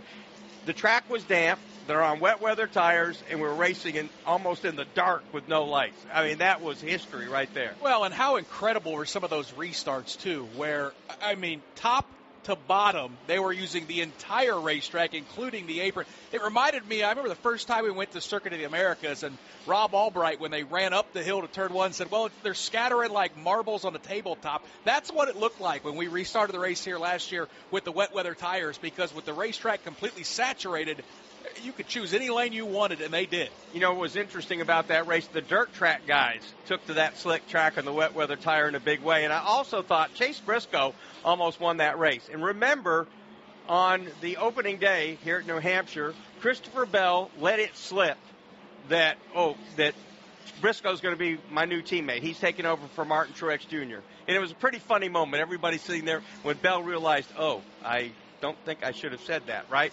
So he wants to apologize to Chase Briscoe and the coach, Joe Gibbs. Race starts. Briscoe's junk, right? He's running in the 30s. Bell's leading. He catches him and rides for like 20, 30 laps, whatever it took to keep him on the lead lap to get to the end of that stage and not lap him as a way of saying, hey, bro, I'm sorry, right? So I'm going to cut you a break. And then when at the end of the race on a wet racetrack on wet tires, who is Bell trying to hold off for the win? Chase Briscoe. And Briscoe said, I probably would have finished 3 laps down if he had lapped me early on. And he actually went to victory lane and told Bell, he said, you're lucky. You're lucky. You cut me a break, and you almost had to pay for it in a big way. Chase Briscoe right now 26th fastest in practice. Pat, how impressed have you been with his season to date, with how it started and where it's at now? Because I know he admitted he was feeling the pressure early on, knowing, hey, I'm driving a Joe Gibbs car. This is an incredible opportunity. And the way that he's gotten better month after month after month, now looking like a legitimate guy that can win a championship. How impressed have you been by that guy? I don't think that James Small is an easy guy to get to know. I don't think Martin Truex had an easy time initially putting James and himself together. I think they may have struggled a little bit back in the day, and that may be an over-exaggeration to it. But I think that once Briscoe could kind of start reading the tea leaves that James Small had and said, hey, look, man, just drive this thing. I know what it's going to do, and I know that's what he wanted. And I think Briscoe just about said, I'll do it. And look where it's taken him, right? And so I am surprised, but the progression is nothing less with the talent that's involved. The way they melted together. Originally, it's like, Chase, this is the way I've always raced the track. This has always been my groove, and that's what they did. And he had to learn, like, when James Small said, look, this is how we've done it at Joe Gibbs Racing. This is how we've set up our car for Darlington. Trust us. Run the corner this way, not that way. And I think Chase Briscoe, as you've talked about, kind of bought into it. They got used to each other. They gelled. And, boy, did they gel at the right time. He's the only guy with a win, a runner-up, and a top 10. The only guy 3 top 10s in round 1. And I think the dirt background for Chase, because he's not that old of a guy. He's learned to adjust. And you know, that is the thing about dirt racing that is so good for you, is really being able to adjust to a racetrack that is constantly changing underneath you. Therefore, maybe I can change my style. Maybe I can find a different comfort zone. Maybe I can do what this other guy did before. And, you know, I think they're really off. It will not surprise me. Will not surprise me to see him in Phoenix racing for the championship. So Christopher Bell has now run 31 laps. Now, on the single lap, he's 21st. But he passed Denny Hamlin and put a straightaway on him and is still pulling away. Yeah, it's impressive. I mean, he looks really good. Yeah, I mean, Denny actually just got passed by Ross Chastain, who's trying to find a little pace. Ross struggling a bit in this practice session, 30th fastest on that single lap pace. But you're right. Ever since Christopher Bell made that pass of his teammate Denny Hamlin, every lap around this place, he's gapped him by a couple car lengths. So clearly that Rheem Toyota is pretty good on the long run for Christopher Bell. Don't want to throw down on our buddy Ross Chastain. I mean, we had him in the truck race. We've had him pre-qualifying already, and he is only 30th out of 36 cars as far as the single lap for Ross Chastain. This is something that he has talked about all season long. They have got to figure out a way to have a car that's a little bit better when they drop the green flag, especially for qualifying. He's got to get a better starting spot, which leads to better pit selection, better everything, and he's struggling right now in 30th. Yeah, and as we talked about a few minutes ago, everybody's trying to sort their thing out, which I'm not sure what Ross may be struggling with. I'm thinking it's probably the same thing that we heard earlier, and that the car's way too loose trying to get in down here in 1 and 2, trying to figure out how to deal with the bumps down here in 3 and 4. It is a process, and I'm sure Chastain and them are, like everybody else that's down there at the bottom of the list right now, trying to figure out how can I make this car cut in the middle of the corner. Nick, when you're down there in turns 1 and 2, you get to look straight shot down the racetrack. Kind of looks, people talk about it being a Martinsville on steroids in the sense that the 2 straightaways are the same length, the corners look the same. But what do you see when you're down there looking straight down through as to how these guys work these turns? I think the most noticeable thing, and Pat mentioned it earlier in the broadcast about how different you have to enter turn 1 for turn 3. It's the pit wall and just how long it goes down. You can't trim the corner entering turn number 1. You'll throw off your entrance. You can even hit that pit wall because as soon as that pit wall ends, it's right when those drivers have to really arc those cars into the corner. So ultimately, it puts you in a position where you've got to keep it up against that outside wall, and it really creates a bit of a funneling effect heading down to turn number 1. And it made the restarts in the truck race and the modified race. I went up topside and watched the end of the last 25, 30 laps of that thing. Really impressive, but it is just, the racetrack's plenty wide. As we talked about, there are 5 distinct grooves. Maybe only 3 of them are actually usable throughout the course of a run when the marbles and the tire wear starts to play out. But the track doesn't look very wide at the entrance of turn number 1, and that's certainly noticeable. And we certainly see that the outside groove on the restarts, the start and the restart, seems to be able to get a jump, just like we saw at Bristol last week. And there's no real reason for it, right? It's the same racetrack, but for whatever reason, that outside lane goes. But you have to have so much trust for the guy on the inside that's not going to take 8 wheels to get around the corner and use you up down there. Yeah, I'm trying to rack my brain. When we had about 50 restarts in the truck race because we had a lot of yellows in that event. I don't think the race leader chose to start on the inside at any point, not even at the beginning of the race. It was always starting on the outside, and I think, to your point, that's the advantage everyone was looking for. Let's pause 10 seconds for station identification. This is PRN, the Performance Racing Network.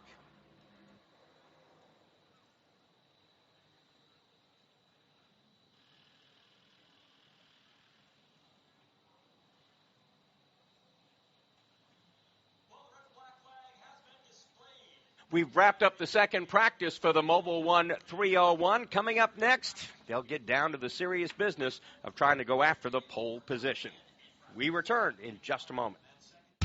We work hard to keep our cars looking great on the outside, but engine components need our attention too. That's where you can trust Z-Max Micro Lubricant to disperse carbon buildup in your engine and fuel system to keep your car or truck running at its peak. By soaking into the metal of your engine, Z-Max Micro Lubricant improves performance, extends engine life, and reduces emissions. Trust the many customers who've said, "Thanks for saving my engine." Find out more at zmax.com or follow us on Facebook and Twitter.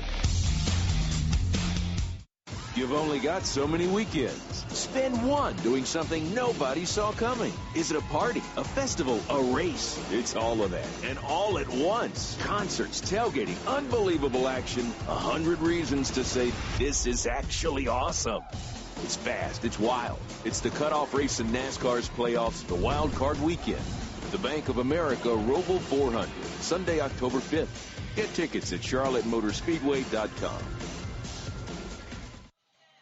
It is time to qualify with the Cup cars for the Mobile 301 coming up tomorrow here at New Hampshire Motor Speedway. This is PRN, the Performance Racing Network. No one's paying me to say this, but you've been our lifeline.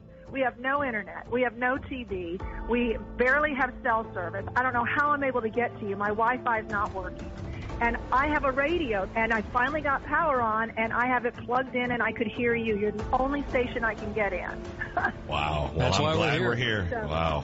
The report that we got was that a severe tornado was heading right toward us. But I just want to commend you gentlemen for the job that you're doing, for keeping us informed. I just wanted to say thank you for being on the radio and guiding us to, where we can get help. I just want to tell you, the first thing I heard was your voices on the next morning Oceans, and it made me cry. The comfort of hearing your voices. My respiration, perspiration, and aggravation are sky high, but you guys have been the guiding light. Your local AM station makes a difference.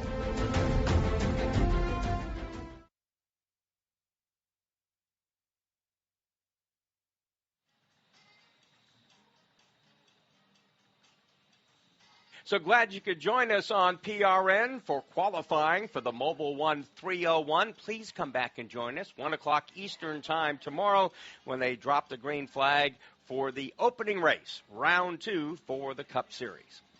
For a big fish at the end of it.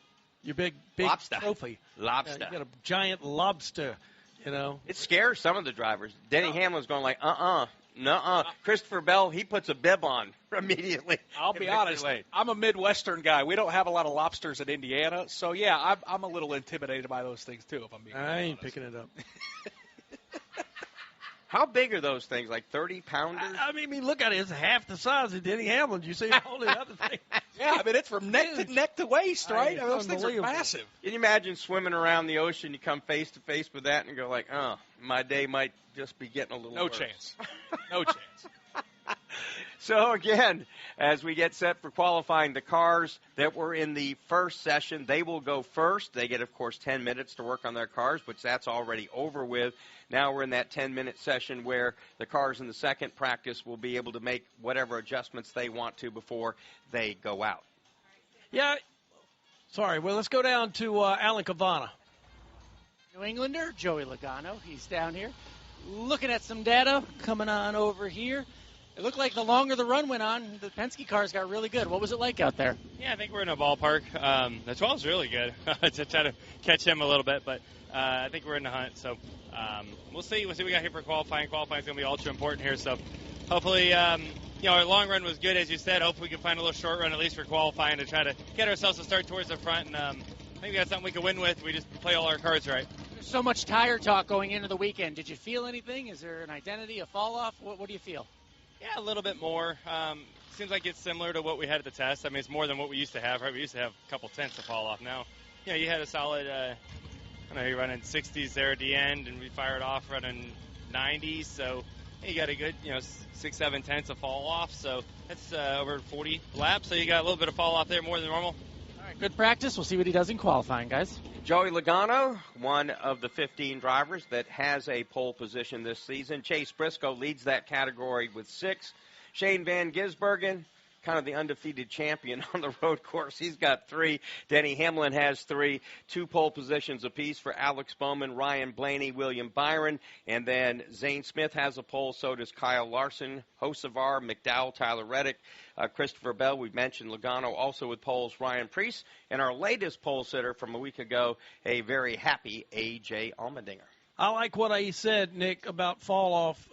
If we can consistently get that tomorrow, this could be a really interesting race, because if we've got a little bit of fall off, the opportunity to pass is gonna be there. And I think that while clean air will be king, as it always is, to the front couple, I think could be some really good racing, especially up near the front tomorrow. That's what we're hoping for, right? Comers and goers throughout the course of the day, and I think some of that was backed up by what we saw in practice. Some of the drivers that were fast in 1 to 5 lap pace maybe didn't have it 15, 20, 25 laps into a run. So that is a good sign, and I'm with you. I'm as optimistic as anyone based on what Joey Logano is suggesting about the potential of tire wear being a factor and allowing some drivers to come through the field. Let's go to Alan Cavana. On top of the board with William Byron out there in his Hendrick Chevrolet. 1 lap good, longer run. What'd you think? What was it like out there for practice? I felt good. I'm quick to not judge it too much here because I feel like the track changes a lot. But kind of as predicted, I feel like a lot of things we tried to work on we achieved so far. So I feel good about our race car. I think just trying to put the long run together and have the feel I want to have throughout the entirety of a run. But overall, the 1 lap is good. I didn't expect that. I didn't try to push for that, but it shows that our car has good pace. So just got to keep going. Hey, your crew chief calls turn 3 the hardest turn in NASCAR. What's so tough about turn 3 here? Yeah, the bumps are difficult, and it's not your typical entry to the corner. It's not the car doesn't load how it typically does on entry to the corner, so it's kind of like you just get kind of shoved off in there with a certain balance, and you just have to handle and deal with that balance. So, it seems like so far we've done well with the bumps over there. It's just really trying to marry the 2 ends of the track together a little bit. All right, William Byron, the 24 car, marrying the bumps, figuring that stuff out, needs 1 good lap in qualifying. Qualifying is about to get underway. We'll take another quick break. Come back to the Magic Mile. From fueling NASCAR champions on the track for over 20 years to innovating 94 octane, the highest octane on the market. Performance is what Sunoco does. All Sunoco fuel at the pump meets the same top-tier standards as the fuel used in NASCAR. From the track to your tank, you can trust Sunoco to help your vehicle perform at its peak. Hi, it's PRN's Brad Gilley. Did you know you could take PRN with you anywhere? That's right. By downloading the PRN mobile app, you can listen to our live race broadcast from anywhere. Make sure you don't miss a second of the action from the track. Download today for station listings and on-demand access to your favorite studio shows like Fast Talk, The Pit Reporters, or Garage Pass. Get all the latest racing information at your fingertips with the PRN mobile app. Download today, available in the Apple App Store and on Google Play. Qualifying for the Mobile 1-301 just around the corner at New Hampshire Motor Speedway. This is PRN, the Performance Racing Network. These cars are about to fire it off in anger. Logano back across the stripe. Now Zane Smith putting on some pressure. Side by side, Austin Cindric has him at the line, and he will take the lead into 1. Boy, what a save. We got cars sideways. It's Christopher Bell. He spins and collects a couple cars. Here comes Shane Van Gisbergen on the bottom. He's looking for second. Now Chris Buescher fired out of a cannon at turn 2. He's right into the rear bumper of Ty Gibbs. Which way is he going to go? Oh, it's a multi-car accident. I want to say 15, 20 cars. Looks like Austin Cindric is involved. Denny Hamlin. Guys, that took out about 2/3 of the field. We have a fight on pit road between 2 crew guys. One of them is with Ty Gibbs. One is with Brad Keselowski. Brad Keselowski will see the white flag as he drives under the start-finish line. Chase Elliott has battled at the front all night long. He's won the war. Chase Elliott has just punched his ticket to the playoffs. Awesome job, man. Awesome. Thank you guys so much. This is PRN.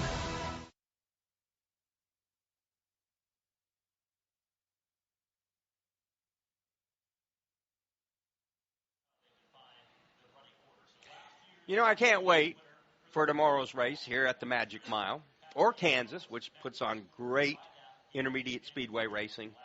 But the cutoff race for this round is the Roval at Charlotte Motor Speedway, and it has always delivered, guys, moments, right? Things almost every time that race has a moment that you walk away and you go like, wow, that was a pretty good show.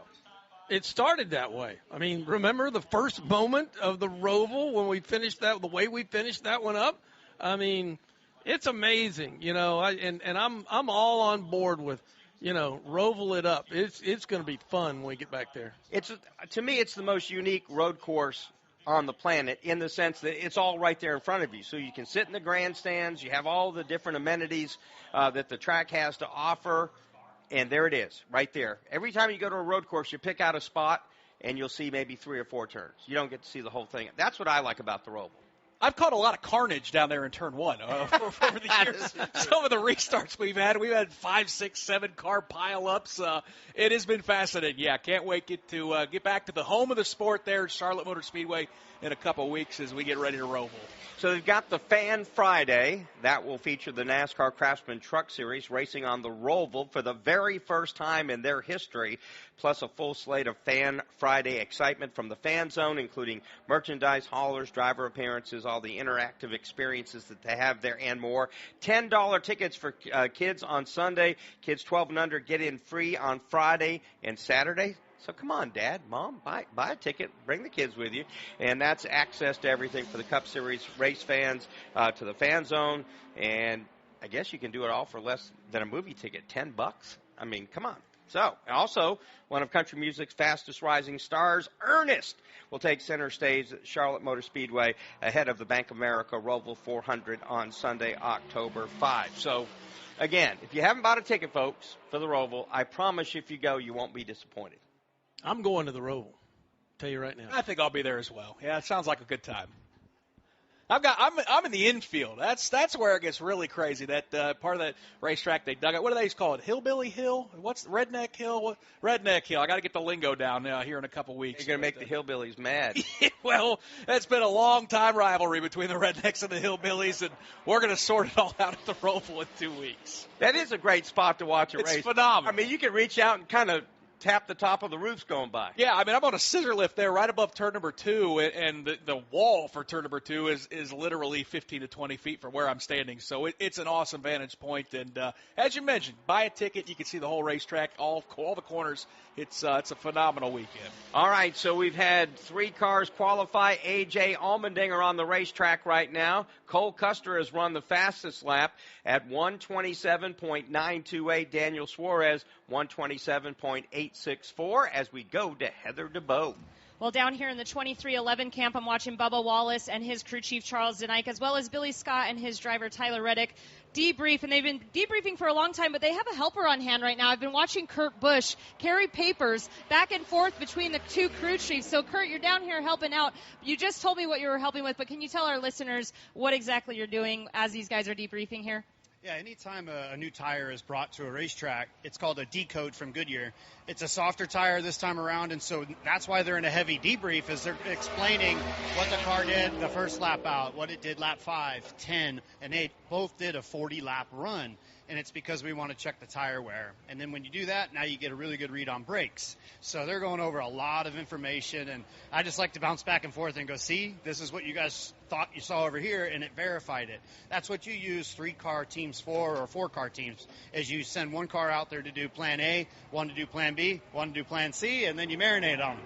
Well, that's a good point, because we did see Riley Herbst had some really fast time there, top 5 in that Group 1. You have 3 wins here at New Hampshire Motor Speedway. What are some maybe tips that you could still give that would still apply, or do things still apply from when you got your wins here?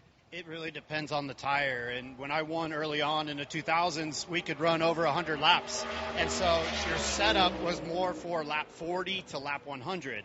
Nowadays, it's lap 1 to 40. You got to go hard, you got to go quick, and then you have to conserve once you get spread out in those runs. So that's what we want to see. Like Riley Herbst with that quick time, that's great. But how long will his tires last into the longer run? Well, thank you so much for your time. That's some great insight there from veteran driver Kurt Busch. I bet that he could get around this racetrack still if he wanted to. No doubt about it. Josh Berry has now run the quickest lap, 1:29.754. That's 29.354 seconds. A.J. Allmendinger is second quick at 29.467. Then it's Cole Custer and then Cody Ware with Ty Dillon now on the racetrack. Yeah, and if you weren't with us for practice about an hour ago, Josh Berry caught the wall during practice. I think safe to say, Mark, Pat, maybe he was just finding the limits of the racetrack because clearly, Pat, once Josh Berry figured out how to keep it in between the four walls, clearly that Wood Brothers Ford has some pace, fastest so far. Well, if you were listening to him there, and I was when he did a little interview with us after practice, you know, he sounded very confident that they got something good to race with. So, pretty good lap for him. We'll see where it puts him here in just a few minutes. Let's go down to Alan Cabana. And I'm down here on the grid with Carson Hocevar as he's getting in there, actually just pushing his car up one extra spot at the moment, and we'll just play it out until he hits the brakes for us. Carson already in there. 25 minutes of practice. What'd you learn about this place and this tire? Yeah, it's very different a little bit just on the grease and the sidewall and everything, but our car seems to react to it pretty good, which I'm happy about. We weren't very good here last year, so I'm excited for it. It should be a good race. It's awesome to see the crowd still stick around for qualifying here, so hopefully we give them something good here. All right, Carson Hocevar, always exciting in the race. Let's see what he does in qualifying. You know, Carson Hocevar was one of the guys I thought would win a race this year, and he's come close. He had that runner-up at Atlanta. He's had some other very, very strong runs as well. We talked about Ty Gibbs being on the precipice of getting his first win. I think Hocevar belongs in that group as well. Yeah, he's been impressive this year, and I've seen him a lot of times. And Nick, you and I've watched him at different races this year when we thought, and this might be his day as far as winning a Cup race goes. And he keeps honing his racecraft, and I think that's what it takes. That's what he's looking for, and the team keeps getting better. You know, so they've matched up well with each other as they've kind of progressed this year. It's the opposite end of the spectrum, right? We talk about how Ty Gibbs has got to find a way to be fast throughout the course of the day. We just got to find a way to slow Carson Hocevar, slow those hands down just a little bit, because he's prone to make some mistakes, but clearly there is a lot of natural talent bursting at the seams for that young man, and I'm with you, Mark. I think within a year or two we're going to be talking about him as a race winner at the Cup level. And then another suggestion for Carson. Have a Christmas party. Invite everybody, your fellow drivers, stand up and make one speech. I'm sorry if I've done something wrong to anybody here in the room. I'm sorry. I'll try to do better. Make a few more friends for the start of the 2026 season. That's just a little suggestion. Yeah, I don't know how that would work. I think can we buy tickets to attend that party and watch how that plays out? I think Hocevar. Yeah, I think Hocevar is kind of like my buddy Joey Logano. You want a friend, get a dog. You know, just come out here and race. You know, and do what you can, because you're not going to make a lot of friends week in and week out if you're running up front trying to take trophies. So Ricky Stenhouse Jr. has just clocked in 7th fast. So here's our current rundown. Josh Berry, A.J. Allmendinger, Ty Dillon, Cole Custer, Daniel Suarez, Noah Gragson, Ricky Stenhouse Jr., Cody Ware, and Todd Gilliland. So you're a Toyota Cup driver and you just made it to the playoffs. Now all you have to do is win. Easy. Just turn left, right? That, and start strong, take off, reach 200 miles per hour, maintain a good position, no big deal, lap again, time your pit stops, steer clear of accidents, talk to your crew chief like your best friend, and most importantly, turn left. Easy, right? You in? Get up to speed at tgrna.com. Toyota, let's go places. NASCAR is a registered trademark of the National Association for Stock Car Auto Racing, LLC. You've only got so many weekends. Spend one doing something nobody saw coming. Is it a party, a festival, a race? It's all of that, and all at once. Concerts, tailgating, unbelievable action, 100 reasons to say this is actually awesome. It's fast, it's wild. It's the cutoff race in NASCAR's playoffs, the Wild Card Weekend. The Bank of America Roval 400, Sunday, October 5th. Get tickets at charlottemotorspeedway.com. Qualifying continues here at the Magic Mile. This is PRN, the Performance Racing Network. My fiance is a veteran.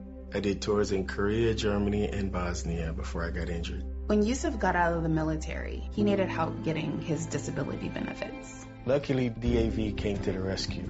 They fought for me the same way that I fought for my country. Every year, DAV provides life-changing support to more than 1 million veterans. My victory is never giving up and finding more ways to serve. He's pretty amazing. Support more victories for veterans. Go to DAV.org. Hi, this is Doug Rice of PRN. Join me for another great episode of Fast Talk. We have NASCAR Hall of Famer Kurt Busch. What does a much older, wiser Kurt Busch want to tell Carson Hocevar? Well, let's bust out all the VHS tapes, and you can watch all my mistakes. Try not to do those, Carson. I like what he's doing. He's learning, and he's putting his time in up front. That's Fast Talk right here on PRN.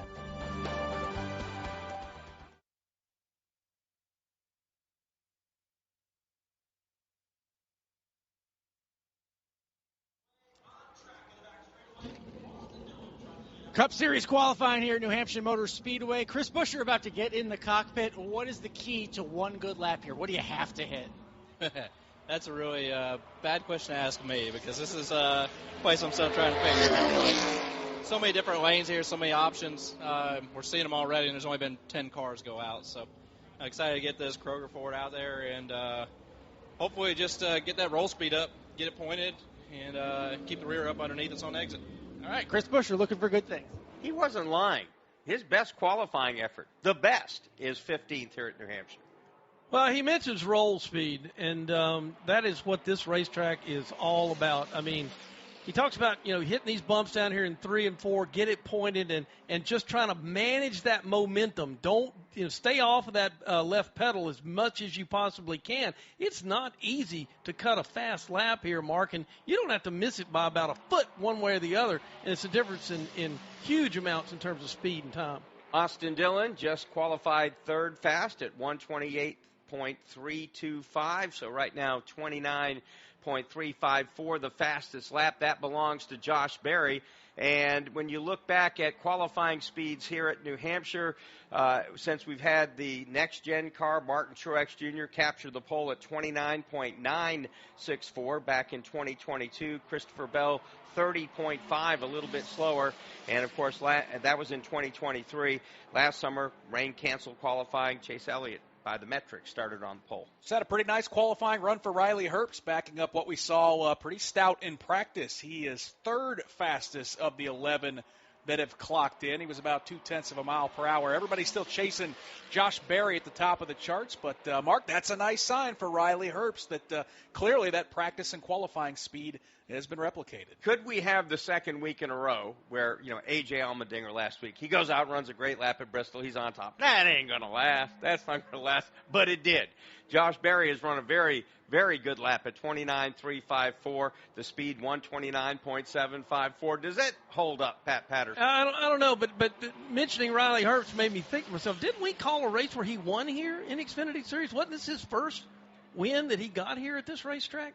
I think you're right. I can't remember, but I want to say that, because I remember that he gets around this place really, really good, and if it wasn't, he was really in the mix here.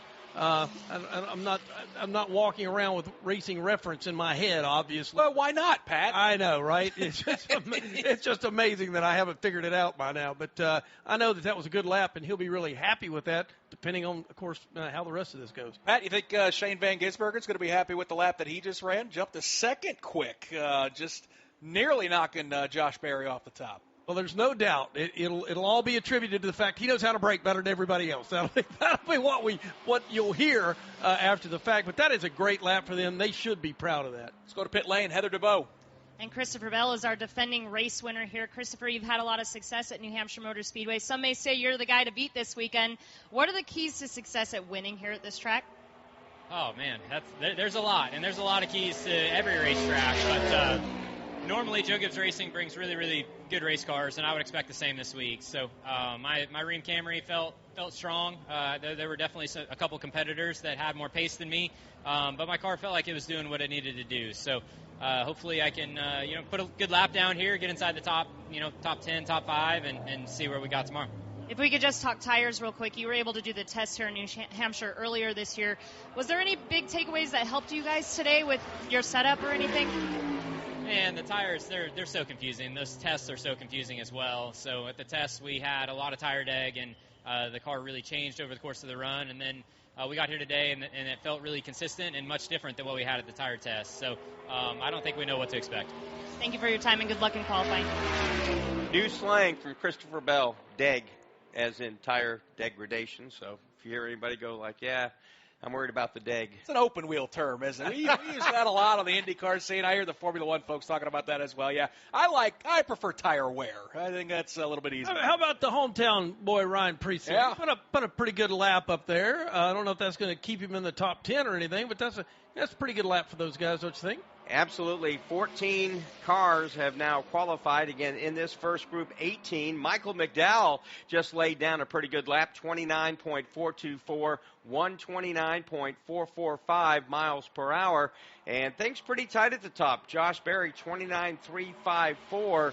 So basically less than a tenth of a second separating the first and second place cars at this point. Yeah, 15 cars have qualified so far. Josh Berry the fastest. Of course, all those playoff drivers, we'll see them on the racetrack a little bit later. But so far, Josh Berry drawing the line in the sand with that lap at 129.754. Racing is such a crazy sport, right? I mean, they could not have been hammered by more bad luck than they saw in round one. Would it be kind of cool? Go through that, then you win the pole, or you go out and win the race at New Hampshire. Well, and I'm telling you, we're going to go to Las Vegas here in a few weeks, too, and he's going to be a contender. He's always been fast at that place. Hasn't mattered if it's been in an Xfinity car or in a Cup car where in the spring he got his very first win. So, yeah, some of these tracks may lend themselves to Josh Berry where he can put some of that bad luck behind him. I hope the Wood brothers with Team Penske took that car and just rolled it into the corner of the shop, put a car cover on it, and this week they'll just they'll just dust it a little bit and, make their adjustments and, go through their checklist.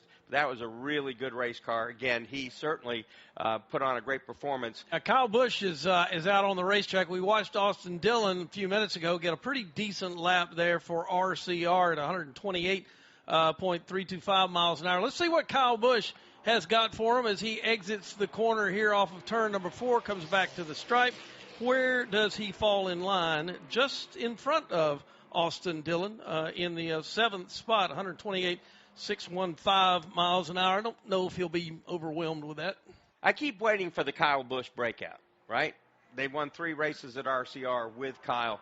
And you just think, what's going on here? Certainly at some point, he's one of the best drivers in history of NASCAR. And to see him now, I think it's 86 races since his last win. And you just look at that and you go like, oh, that's got to be a typo.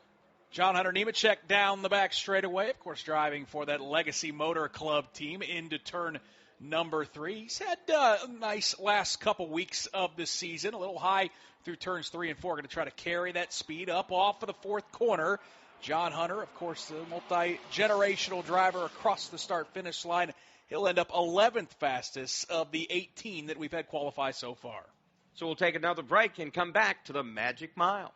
Whether your engine runs daily or only when you need it, Z-Max Micro Lubricant is the force you need against carbon buildup that can damage your engine. Combustion causes carbon and other harmful deposits to build up in your engine, fuel system, and transmission. And carbon is like sandpaper rubbing against your engine's internal parts. You don't want that. You want Z-Max Micro Lubricant. It soaks into metal and keeps your vehicle running at peak performance. Find out more at zmax.com or visit us on Facebook and Twitter. Protect your engine to the max with Z-Max.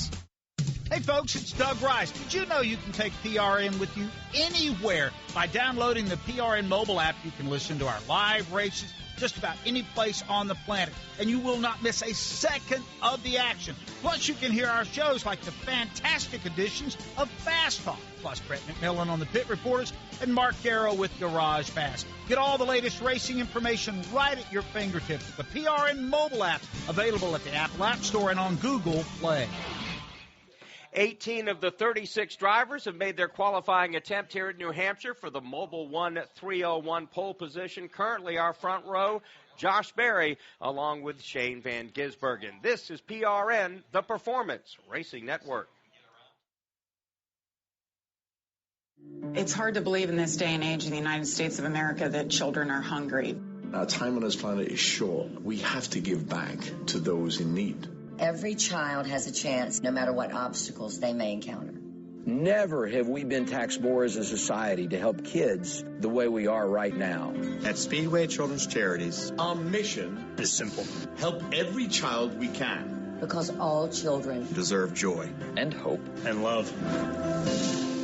I'm PRN's Doug Turnbull, co-host of the 5 to Go podcast, a weekly deep dive into 5 motorsports issues. Devin Kupka gives the Gen Z view. One thing that I've never seen before, when the cars got 4 wide, everybody stood up cheering. And championship-winning mechanic Dan Elliott leans on his decades in the garage and promoting. Unless everybody is aware of the rules, then no, it's not fair for everyone. Listen to the 5 to Go podcast on GoPRN.com and subscribe on Apple and Spotify.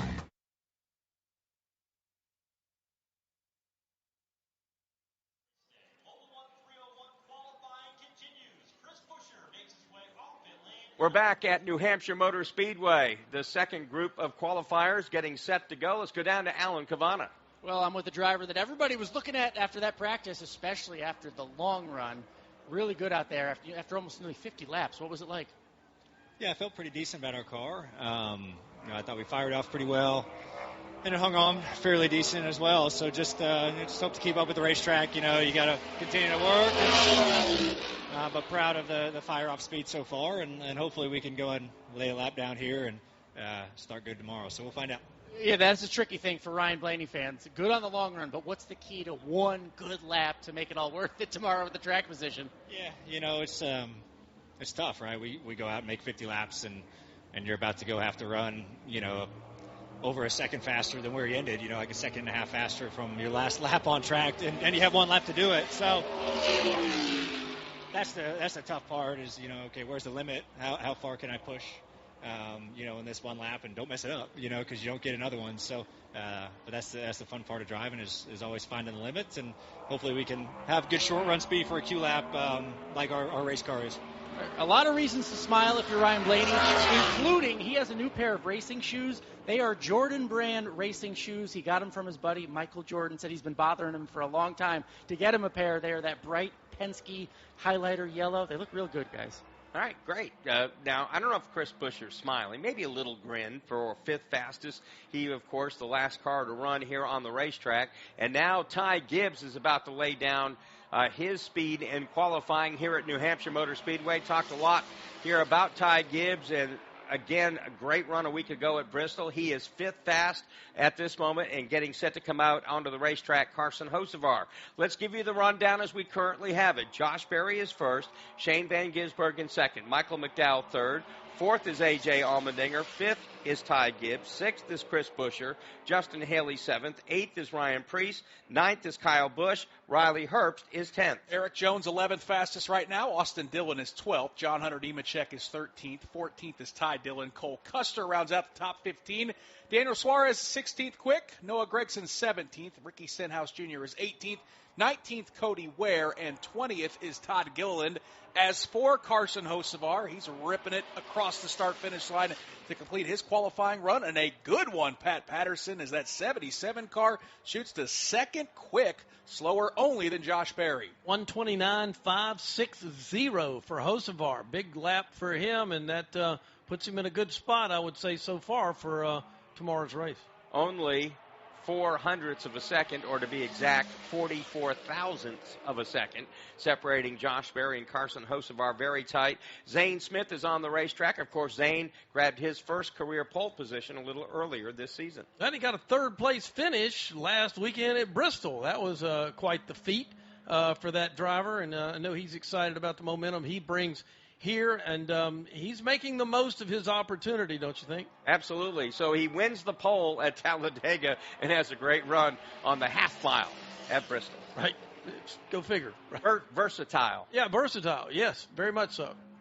So on the racetrack now, we've got Alex Bowman, who had the heartbreak of, again, not making it out of round number 1 with that Ally Chevrolet team. They threw everything at it they could after they had tough performances to open up the playoff in the opening round. First 2 races changed pit crews, changed a lot of people that Alex Bowman has worked with for a long time, because their problem, what happened on pit road for them in the first 2 playoff races. My goodness. It's got to be uncomfortable for everybody, driver and crew around, right, when your 3 teammates are all still competing for a championship and you're the odd man out. And the frustrating thing, Mark, I think for Alex Bowman was how good he had been throughout the summer, scored a lot of points. So we'll see if he can rebound here at New Hampshire.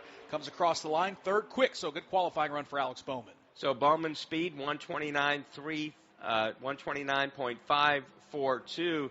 You talk about tight. The time for Josh Berry, 29.354. 29.398 for Hocevar, 29.402.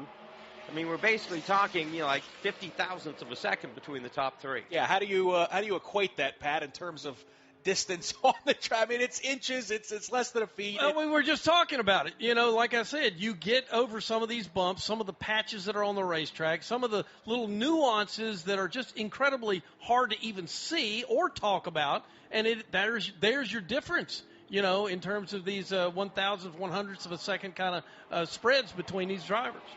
Brad Keselowski now coming across the stripe. He is going to be 9th quick at 29.500.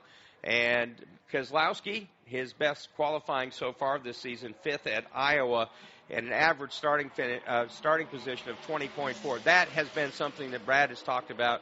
Like, we've got to improve that first. We've got to find a little more speed. Well, and how about the consistency from the Roush Fenway Keselowski cars? Buscher at a 29.4, Keselowski at a 29.5, Priest at a 29.6. They're all right there, 8th, 9th, and 12th. We'll see ultimately where it stacks up when we're done with qualifying, but that's kind of the story of their year, right? Just outside of playoff contention. Good, but not great. Let's see if you get a little Napa know-how here. It looks like that Chase Elliott just finished up his lap. Where did he go to? Elliott is 16th on the board right now. Not a great lap for the 9 car, I would say. Bubba Wallace on the racetrack right now, too, guys. Bubba Wallace working his way down to the start-finish line. This is a guy I think can be dangerous in the playoff. They've really had a nice run as of late, and Bubba's confident. He talked about, back in the day when you run go-karts, right? And you'd show up the racetrack and you go like, oh, no, here comes this hauler in so-and-so go-kart, right? He said he got to be one of those guys. And now he feels in Cup they're one of those guys. When they roll in, everybody, see our hauler right there? That's one of the cars you better worry about. 10 cars to qualify after Bubba Wallace. They are all playoff drivers. What can Bubba do on his one qualifying lap as he roars down the front straightaway across the start-finish line into the top 10?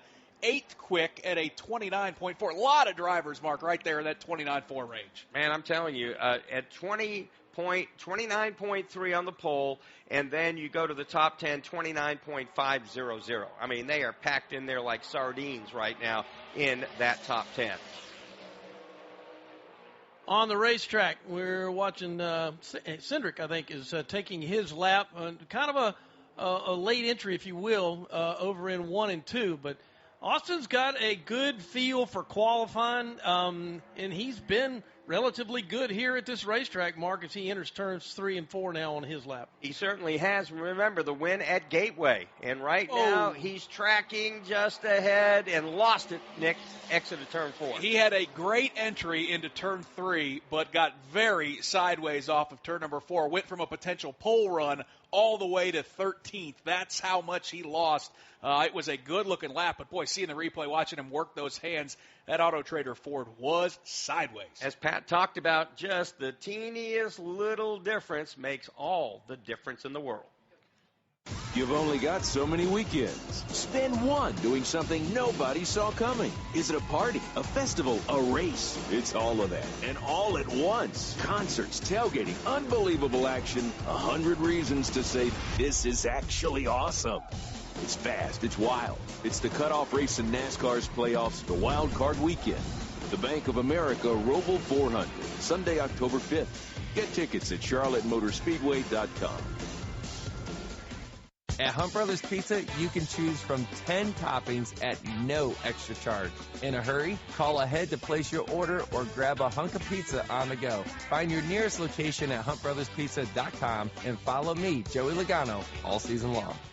By downloading the free PRN mobile app, you can listen to all of our live race broadcasts anywhere. You'll also have easy access to all of our award-winning studio shows. Get all the latest racing information at your fingertips with the PRN mobile app. Josh Berry, the fastest so far in qualifying, but the playoff drivers await. This is PRN, the Performance Racing Network. Hi, this is Brett McMillan. Join me each week for the True Reporters Roundtable, known as the Pit Reporters. This is not what we're used to and accustomed to seeing. That, I think, with a backdrop, is why a lot of fans are a bit sour on Denny. He still wants to play that role that now Denny has taken on, but him and the A-car haven't had the same success. You can't be the villain, and it doesn't really work as well if you're not winning, and Denny Hamlin is doing just that. Check us out each week on the Performance Racing Network. Did you know that 9 out of 10 Americans are sick of the divisions in our country? But there's one small step we can take to remember that we're still connected. All over America, strangers with different political views are coming together to talk about their lives, not politics, and discovering they actually have a lot in common. Because even if we don't see eye to eye, we can still talk, heart to heart. So let's talk, for a change. Learn more at takeonesmallstep.org.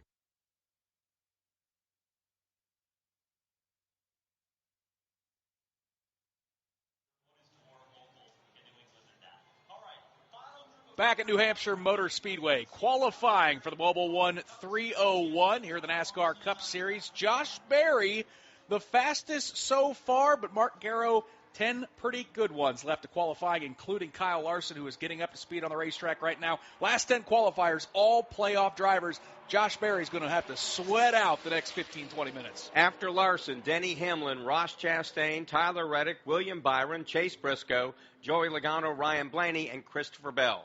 Larson now moves out of turn number 2 down the backstretch here at New Hampshire Motor Speedway into turn number 3. Pretty smooth on the 1 and 2 side of things. Nick, what kind of exit can he get off of 4? Got that familiar blue and white HendrickCars.com Chevrolet out of turn number 4. Boy, he narrowly hit the wall out of turn number 4. Kyle Larson only able to post the 10th fastest lap, Mark Garrow, 29.4. Another one of those drivers right there in that range where there is a very slim margin. So down for Hendrick Motorsports, Bowman 3rd, Larson 10th, Chase Elliott 19th, Denny Hamlin, Pat Patterson on the racetrack. He certainly knows how to get around the Magic Mile. Blue and white progressive sponsorship on that number 11. Hamlin now works his way off of turn number 2, down the backstretch, out next to the wall here at the Magic Mile. He heads for 3, Nick. 5 times he has won this season, including the very flat, similar racetrack at St. Louis Worldwide Technology Raceway. Denny Hamlin very high through 3 and 4. Mark Garrow, here comes Hamlin to the start-finish line. So will Hamlin crack the top 10? Will he take the pole position? Well, answer to the first one was yes. He's 4th. Answer to the second question, no. He does not take the pole away from Josh Berry. Yeah, we look at his time. Hamlin is 129.511 miles per hour on the racetrack right now. Watching our buddy Ross Chastain as he works his way down into turn number 1. Chastain takes a lower entry into the corner, lets the car drift up a bit higher, grabs the wheel, pulls it back to the left, down the straightaway he goes. Chastain on his way to hopefully a fast lap, Nick. Struggled a bit in practice, but I'm going to chalk that up for having to sit with you two in the booth for a couple hours. We'll see what he can do in qualifying. Of course, that bright orange Kubota Chevrolet pointed in the right direction. Here comes the Watermelon Man across the start-finish line. And so Ross Chastain, 4th fast, 29.405. You talk about tight. Bowman at 29.402 third. Chastain 4.05 for 4th. A 29.409 for Hamlin and Van Gisbergen. Wow, really tight in the top 10. Here comes a guy that I wonder if tomorrow might be a really good day for him. Tyler Reddick on the racetrack. He's past the start-finish line on his hot lap, lets the car drift up in the middle of 1 and 2, tries to get back to that gas as fast as he can. Down the backstretch he goes. What will it be for number 45 down in 3 and 4? He's got the blue and white Sirius XM colors this weekend for Tyler Reddick. Only playoff driver left that has not won a race this season. Wrapping the bottom of the racetrack in that Toyota. Mark Garrow, here comes Tyler Reddick to the start-finish line. He has won a pole. That, of course, early on in the season at COTA. He goes to the outside of row number 1. He misses by 2 thousandths of a second. So Barry Reddick now our provisional front row. Great lap for him. Now we're going to find out what the Hendrick team has got in store for us perhaps today. Here comes the number 24, as he works his way. William Byron down into turns 1 and 2. Again, a very similar entry. Actually got down to the bottom of the racetrack a little bit quicker than I thought he was going to. Lets it wind back out. Down the backstretch he goes. We'll see what 24 can do in 3 and 4. Nearly caught the wall at the exit of turn number 2. Fastest in practice earlier today. William Byron tracking strong. Is it strong enough, Mark Garrow, out of turn 4 to take the pole from Josh Berry? Will he be or will he not be on the pole? Answer, Byron. Third quick as he just barely bounces Carson Hocevar out of the inside of row number 2. All right, here comes another Gibbs machine to take his shot at qualifying for tomorrow's race. Here comes the 19, of course, as he works his way down.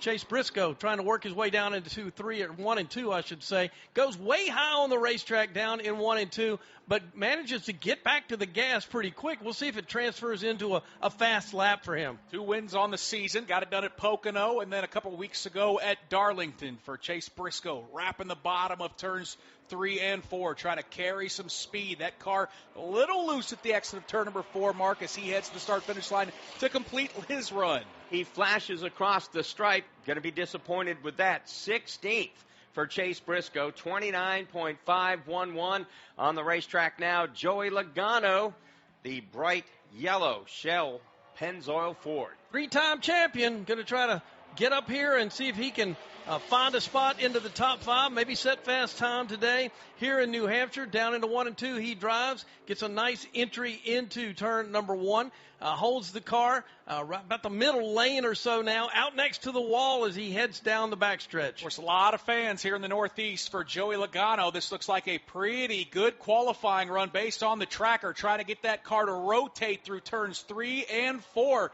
Looking 2/10 up, Mark Garrow, as he exits turn 4. Here comes Logano. Logano to the line. He has gone to the pole. 29.159, 130.622 miles per hour for Joey Logano. He is the new man to beat.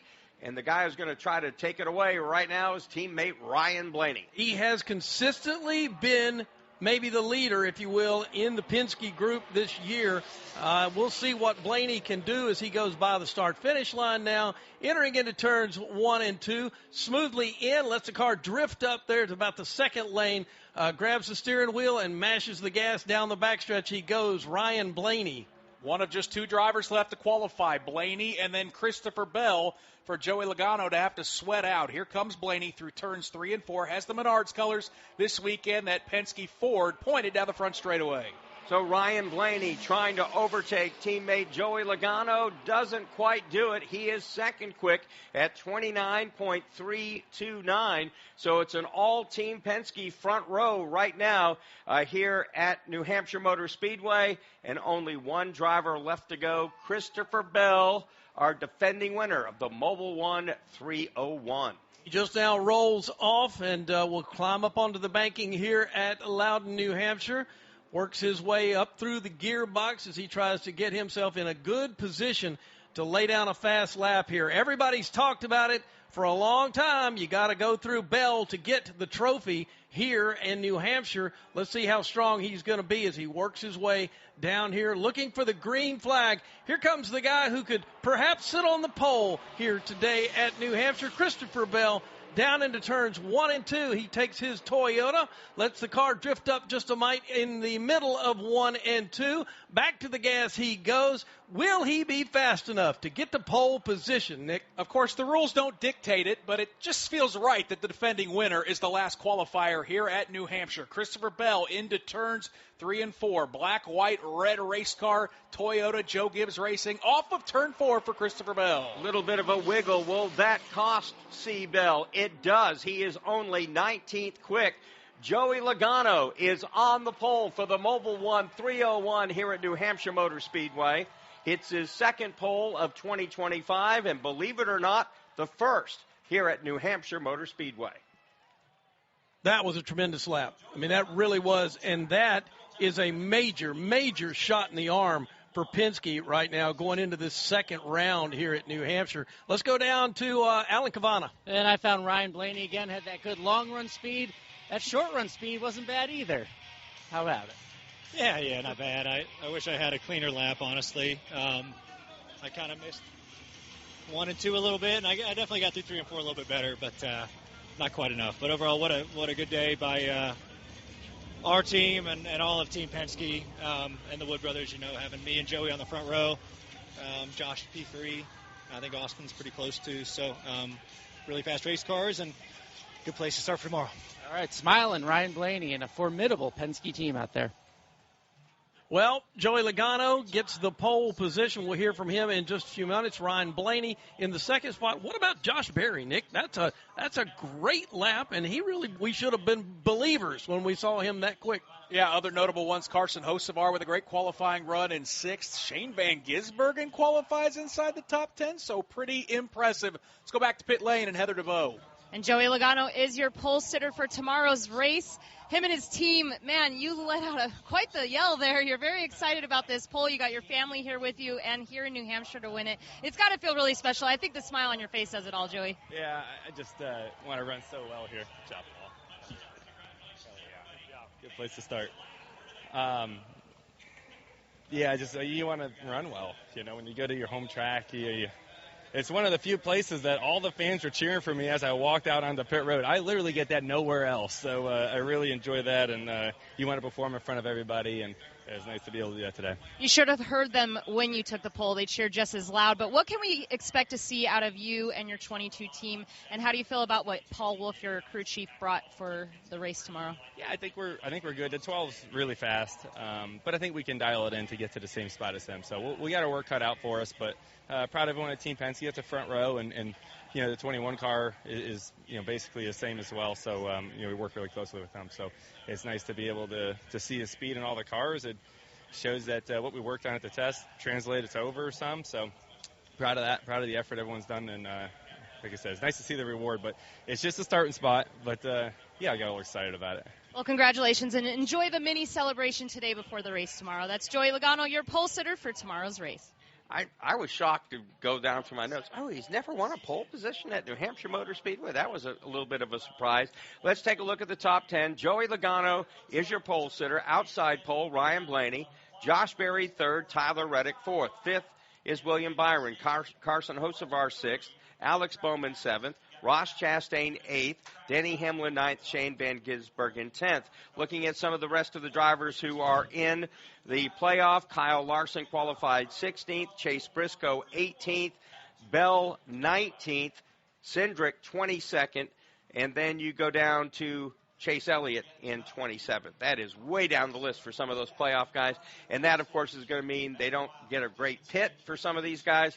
That could play into this thing tomorrow as well. There's a lot of predictions I would have made, Nick, but seeing 3 Fords, 1, 2, 3 in qualifying here at this racetrack would not have been one of them today. I would agree with that, but also it's Team Penske season, right? We're getting closer to the end of the season when they usually start to elevate their game and chase championships. But I'm with you, Pat. That's a surprise. Logano, Blaney, Berry, top 3 here at New Hampshire. We'll make things interesting tomorrow. Again, we want to remind you PRN's coverage of the Mobile 1 301 will start at 1 o'clock Eastern Time. Want to thank some folks behind the scenes here at PRN. And for production, Kent Bernhardt, sales and marketing, Alexis Erickson, Hank Lee, Barry Roach, David Stiles, and Caleb Whistler, our SVP, Senior VP, and General Manager Jerry Horn. And also want to thank our Director, Laura Beth Barnhart. Thank our pit reporters, Alan Cavana, Heather DeBoe, and for Nick Yeoman and Pat Patterson, I'm Mark Garrow saying so long from New Hampshire. We'll see you again tomorrow for the Mobile 1 301 at 1 o'clock Eastern Time.